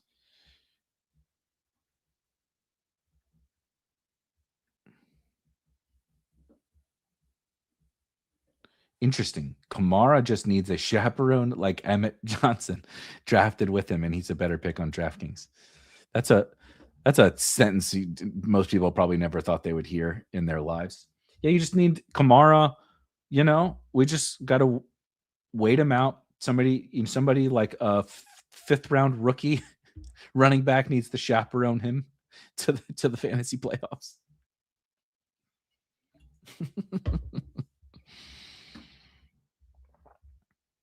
I think getting unique is for mid to later rounds. So I disagree with that really wholeheartedly, actually, because the further you move down the board, the more the less impactful the uniqueness is, because there's a wider band in terms of where players will go. You certainly get a little bit of like, well, he's on this side of the board, but when we get to like the 6th, 7th, 8th round or whatever, guys just have a wider range that they go in, so they're paired with more people. So it's inherently less unique the further you move down the board, because those guys, sometimes they go at pick 60 and sometimes they go at pick 75. Whereas the guy at the 1-2 turn, right? Like CeeDee Lamb might go 13th or 14th, but he doesn't go 20th. So you're going to actually get unique pairings in the first, essentially the first like 3 rounds. You can get like really impactful unique pairings. It's not that they don't exist in other spots. Like what? Someone explained DJ Moore to me over. I just took Lad, but I really do like him, guys. I really do. I'm gonna take. I don't have JMO or Terry. Let's do that. Let's do JMO, Terry. Then obviously Pickens, Brown. I don't think Jaden Daniels is going to fall to 72, but some people have been talking about how Daniels will. I mean, his ADP is 67. That's nuts. That's crazy. The RB drafters at the end of round 1 will probably start looking at Brown in the second. Yeah, good. So the round this area, like frankly, all of round 2 is wide open to me. If someone wanted to say Hampton should go 13th, if someone like Rasheed goes 13th here, if someone wanted to say Bowers, if someone wanted to say Drake London or Malik Neighbors or Achane or what, I don't have, and I don't know how anyone can really have like mega strong takes on that second round. I think it's extremely wide open. I think the running backs are fine, but flawed. I think if Malik Neighbors was healthy, we would be laughing our asses off. Like if Malik Neighbors had stayed healthy, this is like, if grandma had a dick, she'd be grandpa. But if Malik Neighbors had stayed healthy, he would be more like going amongst these top wide receivers, Chase and Puka and JSN and Justin Jefferson. But it didn't. So he goes at the 2-3 turn. I think you could make the case. Why exactly do we not just draft Malik Neighbors at the 1-2 turn? And of course, the answer is the injury. But like, what if he's healthy? Like, we're drafting George Kittle. Goes what? Is he gone already? No, I have ranks because I have him so low. George Kittle goes 93rd overall. He's older. He had a more serious injury, and he did it much later. And we're just like, it's George Kittle. Who cares? Right? Who cares? But Malik Neighbors was on track to be in contention to be the best wide receiver on planet Earth, and he got hurt. And we're drafting a quarterback over him. And a running back on the Miami Dolphins who are truly not trying to win. It's pretty crazy.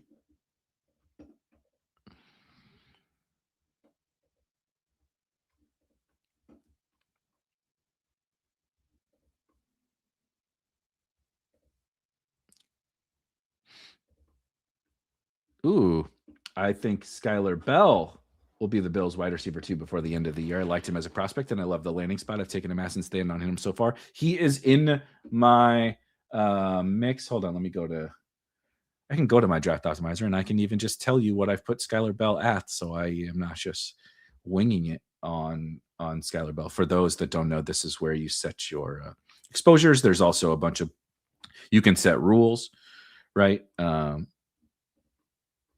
It works like if you've ever played DFS, like a DFS optimizer, right? You can set different groups and such. But anyway, draft rates, search for players, Skylar, 8%. So I'm targeting 8%. I don't know what percentage I have. Let me see. I have 0. There you go. How about that for a reminder? Maybe I'll take Skylar Bell on this team.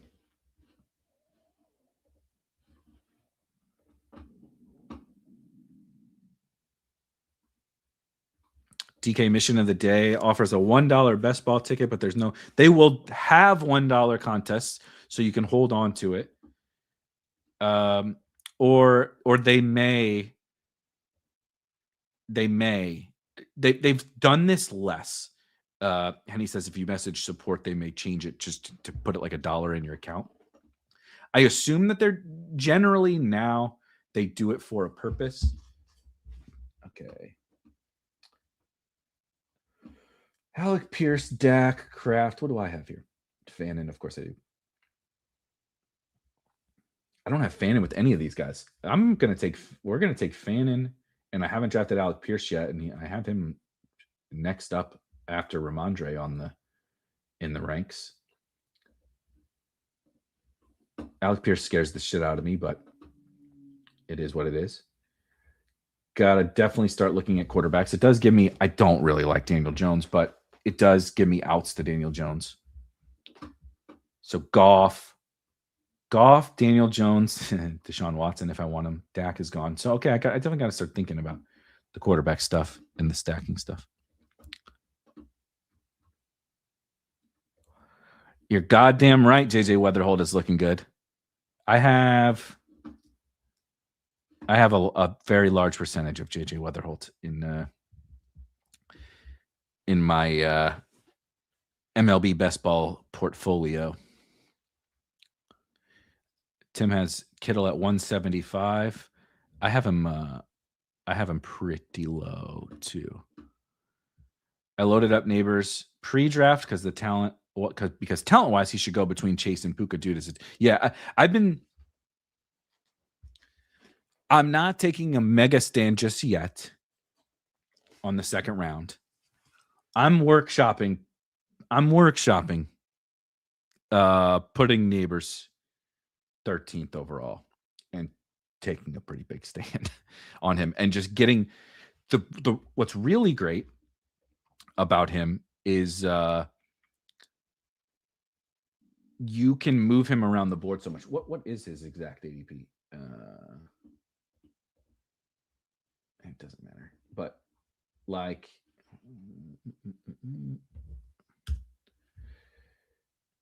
yeah, so he goes what's this 17th, 18th, 19th, so you can I have him at a target of 15. That might move up. that might move up. And what's really beautiful is, speaking of the uniqueness stuff, is like if Malik Neighbors smashes, do you really give a fuck whether you got him 17? The only thing that matters about where you got him is who you got him with in the first round.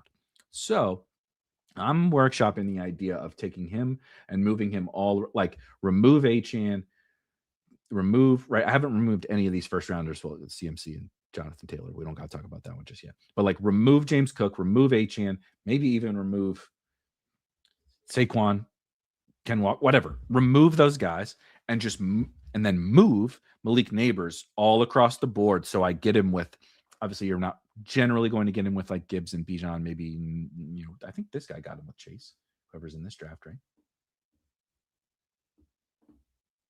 No, got him with Gibbs. Fuck me. Wow. I mean, London with Chase is sick too. Good Lord. But anyway, moving him around, if I could get Neighbors at the 211, I'm definitely going to have a big old bag and move him around the board and get him with all these first rounders that I want.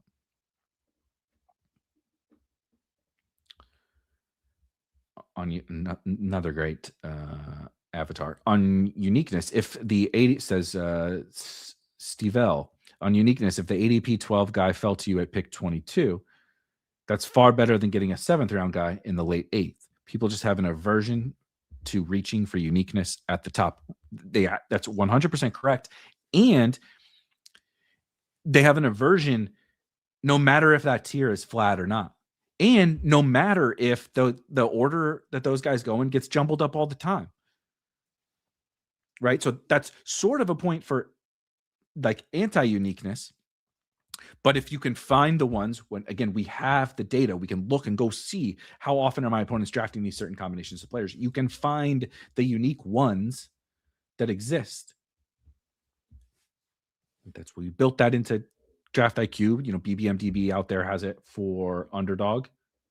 You can find the stuff that is unique, factually unique.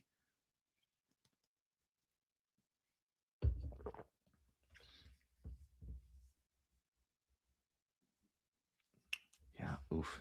Okay, Goff got to be in play here.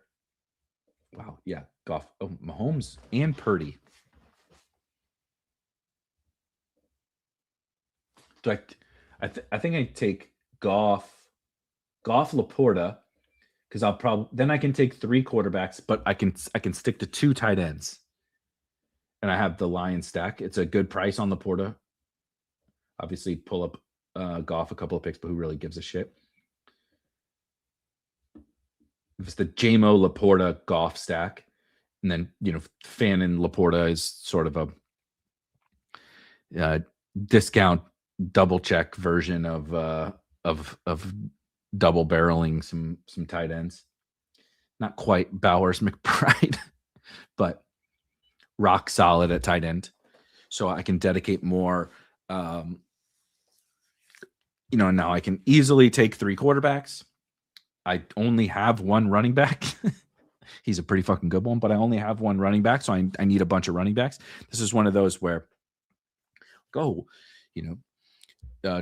don't you draft 3 tight ends? Why don't you draft 4 tight ends? Whatever. It's not that you could draft the 3rd tight end on this team if you only look at the tight end room. But I'm like, well, I'm definitely going to need 3 quarterbacks, and my RB2 won't be here until at least round 10. And so I think I'm going to need running backs too. And so that's always that balancing act. Like I got teams of 3 quarterbacks, 3 tight ends. Drafted last Friday. I was forced on Freestyle Friday to draft a 4 tight end team. I'm down to try all those different things out, but it matters what you're, how the puzzle pieces are coming together within your draft.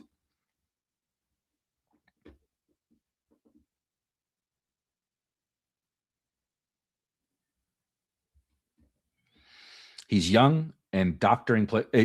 This comment shook me for a sec ago because doctoring players was a funny phrase, and especially because I just read the JJ Weatherholt thing, and like doctoring baseballs and stuff is a thing. Anyway, my brain's broken. Fair bet to make that we will be laughing at Neighbors Price in a couple months. I think so. I think of anybody in that second round, if we look back and we're like, what the fuck were we doing? He's it probably. Someone might say Saquon. I think you could make that case. But the rest of the guys, I think, it doesn't mean that the rest of the guys can't be successful, can't be good picks, can't exceed their price or pay off their price or whatever. But I think if there's one guy we look back and we're like, what were we doing? Like, second year Jackson Dart, Wandale's gone.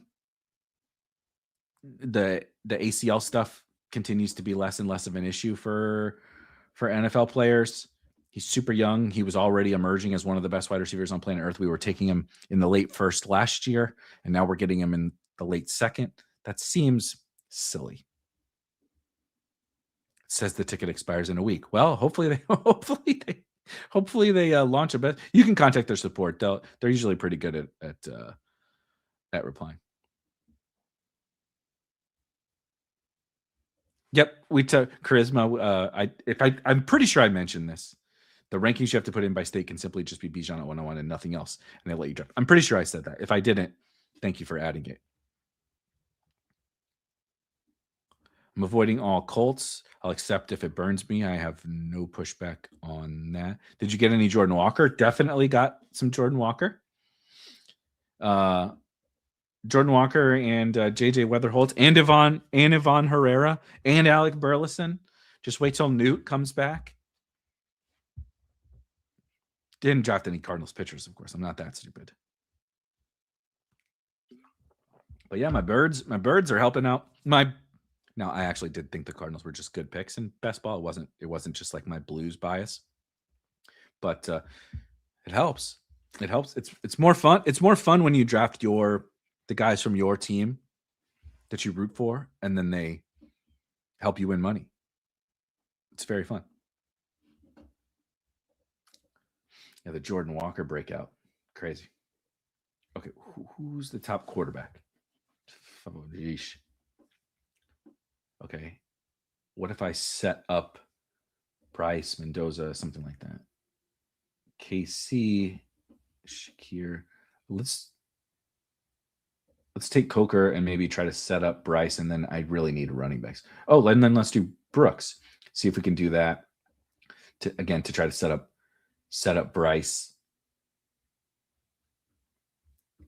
It's going to be close. It's going to be trying to set up quarterbacks at their ADP is like never really successful on this hellscape of a site. I'm just going to put some of these quarterbacks in there. I'll even put Darnold and Willis in there.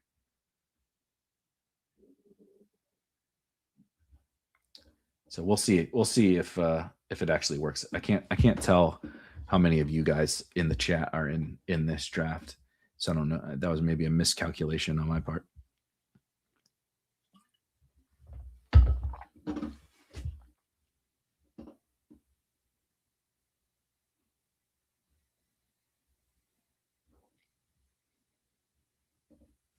Good point. Depending upon the reports and stuff we get for Nick, right? If we get he's perfectly fine, he's ready for day one of training camp, he's going to move up. If we get they're taking it slow and he's not ready to go, then he might fall.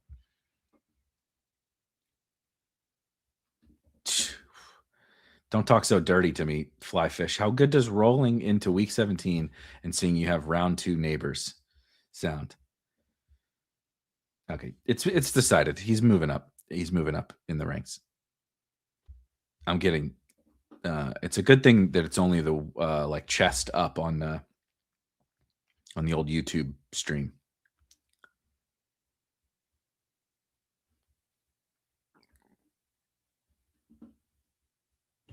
I like that one. Amon-Ra Bowers is a unique combo to start. Here's a funny one. I know this wasn't what you're saying, Goose. Neighbors and Bowers, I could easily see having first round value. And you want to know, I wouldn't do it right now because people take Neighbors in the second round and sometimes Bowers comes back around. But we'll see. If someone wanted to say, last year I took Bowers at the 1-2 turn, and last year I took Neighbors at the 1-2 turn, why can't I take them at the 1-2 turn this year? If someone wanted to say that, how could we really argue it? Other than the argument, of course, is like, sometimes Brock Bowers goes in the third. So like you could get a first rounder plus Neighbors plus Bowers. But I can understand the case.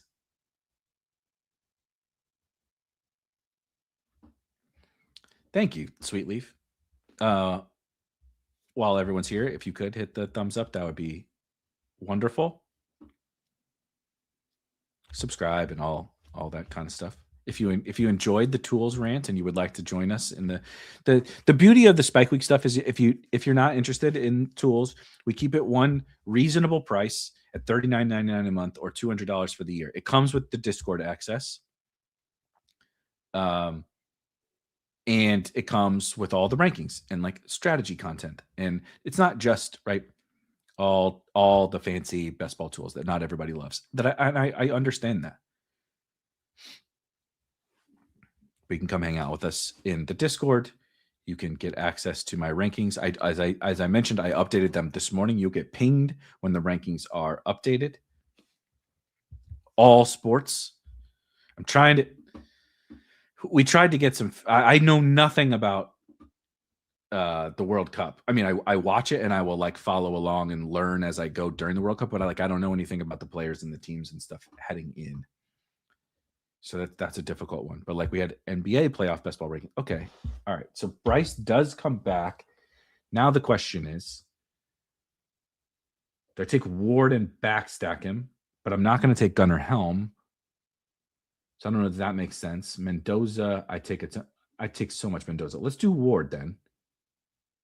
And I'll figure out a Ward stack. And then of course, Bryce, because I did the setup the Panthers thing. That worked well. Goff, Ward, Bryce. Running back's a little rough on this team. Through 13 rounds, we have 2 running backs. So we're gonna have to hit running back pretty hard here. But Bijan, Pickens, AJ Brown, J-Mo, McLaurin, Fannin, Alec Pierce, Sam Laporta, Jared Goff, of course. So we had J-Mo, Laporta, Goff, and then Coker, Jonathan Brooks sets up Bryce Young. Cam Ward, we'll see. Cam Ward, TBD. Naked Cam Ward is not the worst. Tyjae Spears would work. I would be down for some Tyjae Spears.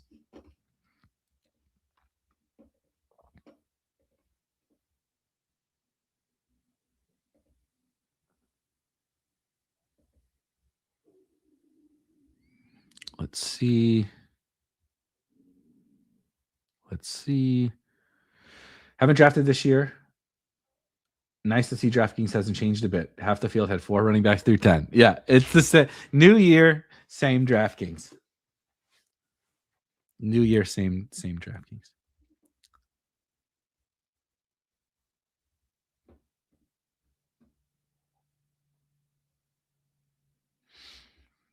I'm way behind, but I strongly suspect less than 5% of users, not entries, use ranks, and those users account for a much bigger share than 5% of entries in BBM. Yeah, that's a fair thesis. I still think the number is, overall low. Just mathematically, there's only so many drafts less than 5% of users can make up. But in BBM, I think it would be higher specifically because it's a higher dollar contest rate. There are some potential flaws in even looking at BBM or the draft. These are $25 per team. Some people spend that on some people play one fantasy league a year and they spend $25 on that, and that's all they spend. This is one best ball draft, and you have to do, like I said, $3,750 to max it all out. That's nothing to some people, but to the average person, that's a lot of money.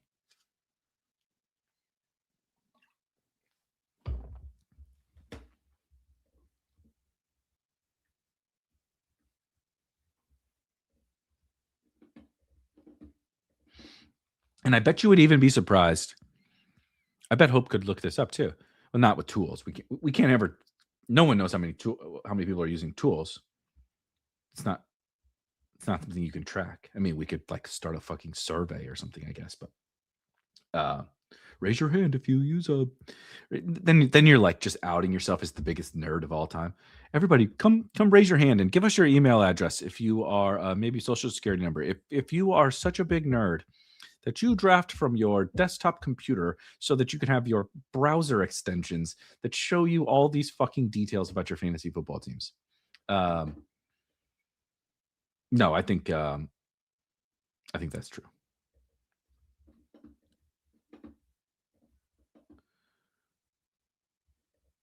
Exactly. I mean, so now think about it. You draft like the other thing about the underdog stuff is like these people don't. I mean, some people only play underdog. Some people only play DraftKings. A lot of people, like myself, play both.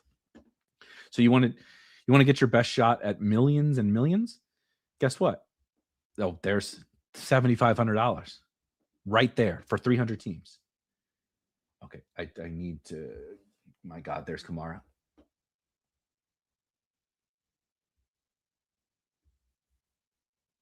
All right, let's do Dylan Sampson and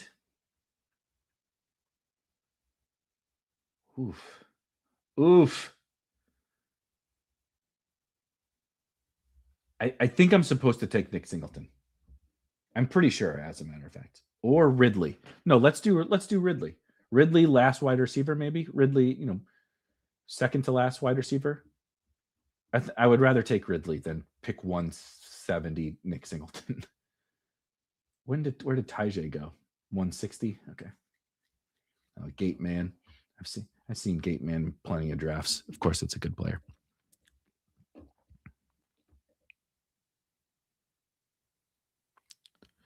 Can you explain the 3 quarterback deal? Why take the Bryce Youngs if you aren't confident enough, and aren't you just wasting a potential flex spot? This is a good and fair question. Here's how I'd frame the answer to just about any similar style question. It is not that I'm not confident. It is that I am confident in where I spent the most of my money, right? If we think about this as like an auction dollar type thing. Bijan, right? So 101. Not only did I take him with my first round pick, he's the first pick in the draft. I've obviously spent a bunch of money on him. He's going to perform at a running back spot. And then I have 4 straight wide receivers, 2 tight ends, and a wide receiver. I'm exceptionally strong at RB1, wide receiver, and tight end. What positions does that leave where I'm weak? Quarterback, running back, right? So where I am strong in my draft in terms of I spent a bunch of my resources on it, right? Where I'm strong, I want to draft where I have quality, right? I'm strong. I have a lot of quality at those other positions. I want to draft less quantity. Where I'm weaker, we just established that I'm weaker at quarterback. I want to draft a little more quantity. That's when I go to 3. Right? When my other positions are strong, when quarterback is a bit weaker, then I want to go to 3 because I have only spent, in terms of auction dollars, a few bucks on quarterback. And this isn't a regular auction league where I can pick guys up and move them around, right? And start and stream, right? You're sort of streaming the quarterback position, but in best ball, right? So I want 3, ping pong them around. Maybe Cam Ward doesn't even have a good year. Maybe Bryce has a couple of good games, but obviously he's Bryce Young. He's probably going to have a bunch of mediocre games. But by having 3 without spending too much on them, I can sort of layer in, right? So like Bryce has the good Rams game, 17, okay, 9, 17, okay, 15, 22, 10, 34, right? What I'm hoping for is when he has this, when he has 3, 10, 19, cool. What I'm hoping for is Cam Ward and Jared Goff, right? I don't know which are going to help me out in some of those weeks. And then Bryce does this, right? So a couple times a year, Bryce is going to put up a huge game. Hopefully it's at the right time. But then a couple more times a year, Goff does it. And a couple more times a year, Cam Ward does it. This is also the case that some people make about just drafting 3 quarterbacks all the time. And I think that that's fine.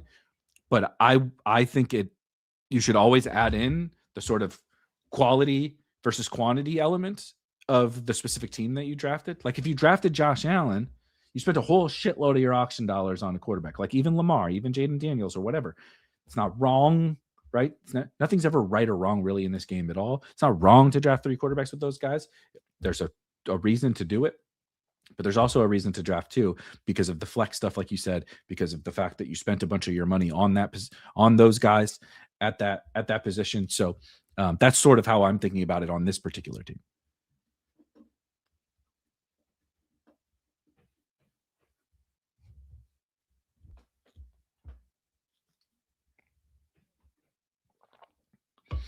Yes, they have. Yes, they have. Meanwhile, it's so funny because I've had 2.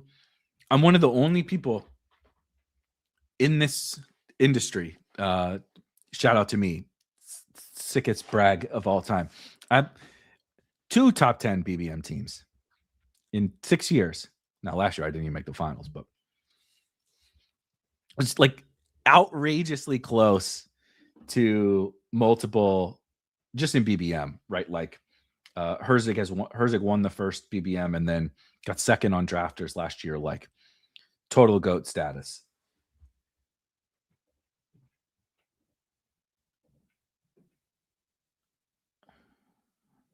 Emmanuel Wilson is a nice little fit on this team. I've done so much tank. Let's do so much tank today. Let's do Ray Davis. A little bit more contingent value bet.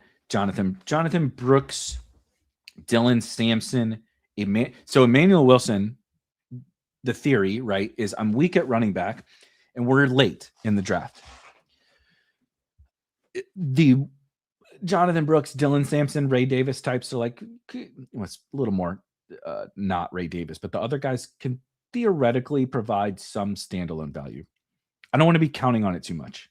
Now, Jadarian Price is there, and I guess George Halani. But until Sharps comes back, I think Emmanuel Wilson can provide legit usable weeks. Now, you're not getting 30-point games out of this or whatever, but that's sort of the chaperone concept, right? The point layering concept is like Emmanuel Wilson alongside Bijan.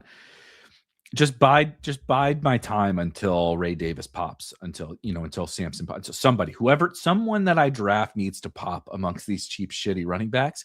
I don't know who it's going to be, but I know I need someone to help me get there. And I think he provides a lot of value in that regard. I understand some other people prefer Holani or whatever. Bit of an Emmanuel Wilson guy.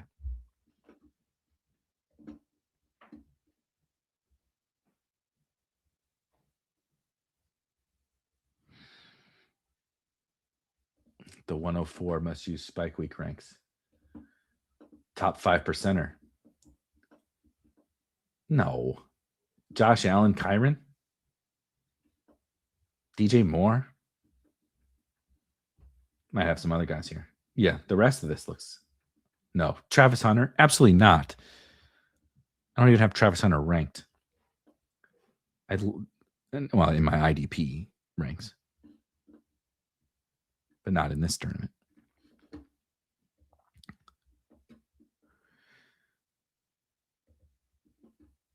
Yeah, it's like that's one of the, like we talked at the very beginning, right, about like realizing edge and stuff.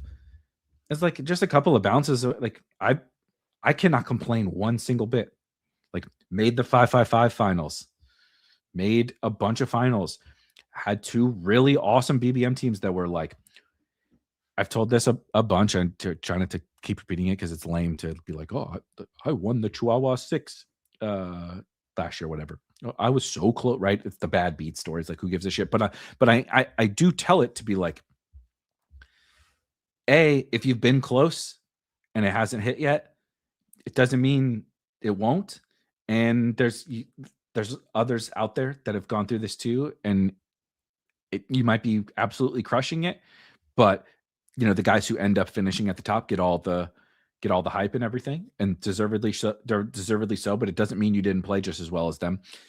This game is crazy, and sometimes the ball doesn't bounce your way in that in that Week 17 game. And I was 2 years ago, I think if you ran, I didn't run the numbers in the moment. I was too busy sweating $2 million. But in the moment, I think I was, if not the top, very near the top in terms of like expected win rate of the top 10, sitting on an absolute monster team with some lower owned guys and shootout afternoon games. And it was like Pickens and DK Metcalf got tackled, that could have been touchdowns, and like just some little, just didn't go my way, and it happens. But that's the sort of the chaos of this game, right? You can have this incredible season, and like the difference between 8th and 1st is like 8 fantasy points, but it's $1.95 million. Like that's it's crazy. Exactly. Right? Like we have those sorry, I'm back on the clock. We all have those like moments, and that's what the fun of the game is too, right? Okay, round 18, we definitely still need at least 2 more running backs. This is a Justice Hill-ass team for sure. And then is this Malik or Chris Brooks? Well, I have Pickens, right? Let's do Malik. Get my guy Malik on here. I'm pretty cool with this, with how this running back room is shaping up. Dominique, would you share your draft hacker settings? I tried some stuff, but I get a lot of 0% undefined fields when drafting. Yeah, 1 second. So again, for anybody that you can customize. This is what I love about the draft hacker. So you just go to the site, you go to tools, and you go to draft hacker settings, and you can set whatever the hell you want. First of all, you can set specific settings by site, by sport, by playoff best ball versus regular season best ball, right? And then you can pick the different colors that you want to see. You can pick the font size. You're old and you need some reading glasses, right? You can set like, okay, what do you want? What does high ownership mean to you? What does low ownership mean to you, or whatever? I use a pretty straightforward. Of course, we don't have the playoff schedules yet, but I use correlated stuff, right? So I want to see players that are correlated. So I have that box checked, and then like playoff week stuff, right? I want to see who you're playing in the playoff rounds, and then that also lights up, right, in the correlation aspect, whether you're correlated with a quarterback or you're correlated with a opponent or a non-quarterback teammate. Those are all different colors, right? So like when you see blue on here, not Jaden Blue, but when you see blue, who do I have? Goff and let's do Detroit Lions. So of course it's not showing up. Why is it not showing up now? Oh, the draft hacker got hidden. See, that's the other thing about DraftKings we talked about. I think we talked about yesterday, that if you bounce around, the draft hacker will go away. And it's very annoying. But like you see, the Lions will. God, it's loading. Just hold on. The Lions will light up in blue, right? So I use this is if you're correlated with a quarterback. That's what I'll use. Blue. But Atlanta, if you're correlated with a non-quarterback, I use this orangish color, right? And then if you're correlated with a playoff opponent, will be something else. But I use those, and then I use all the combinatorial ownership stuff. So you see, show your ownership with your first round pick, second round pick, third round pick, the combination, right? Show your ownership when you've drafted those two guys together, et cetera, et cetera. That's the stuff I use. But there's all this other shit, right?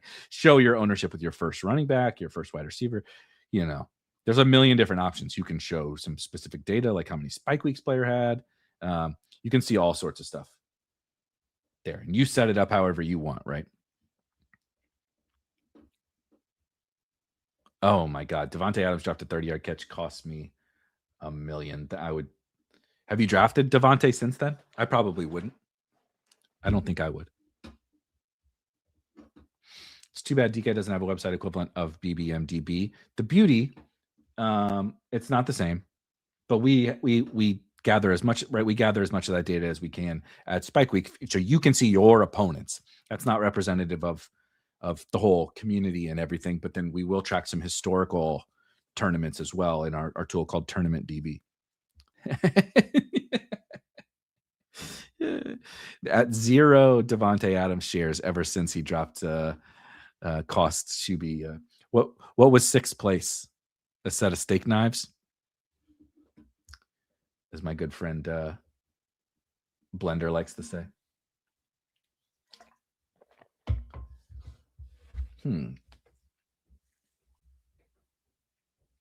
We're going to do an 8th wide receiver here, I think.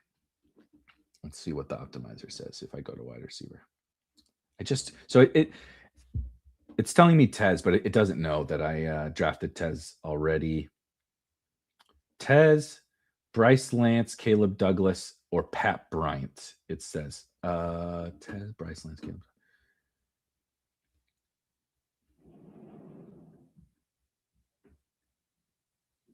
How about, I think I screwed up yesterday on the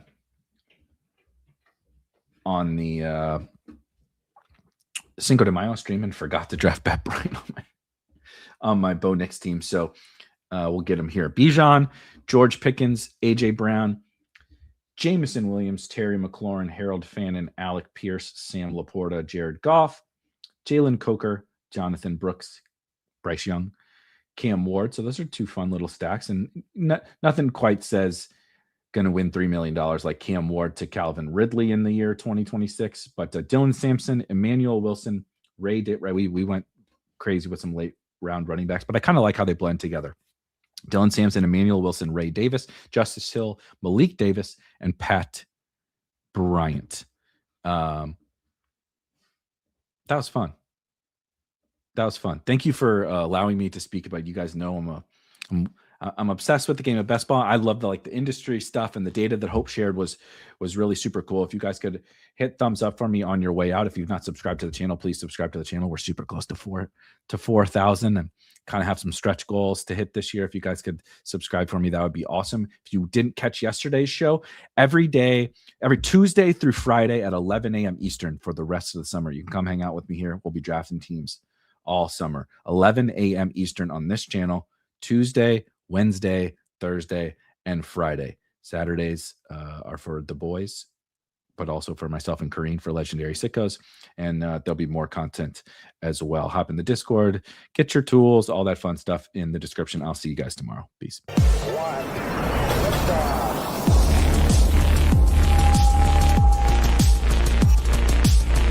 Woo! Those were some spicy takes. Want to stay up to date with all of the other spicy takes we're going to have over here at Spike Week? Why don't you press that subscribe button below? If you turn notifications on, we draft a team, boom, you know about it. We have another spicy take, boom, you know about it. You can be there. You can draft with us. You want to stay up to date? That's how you do it. All right, we'll catch you later next time here at Spike Week.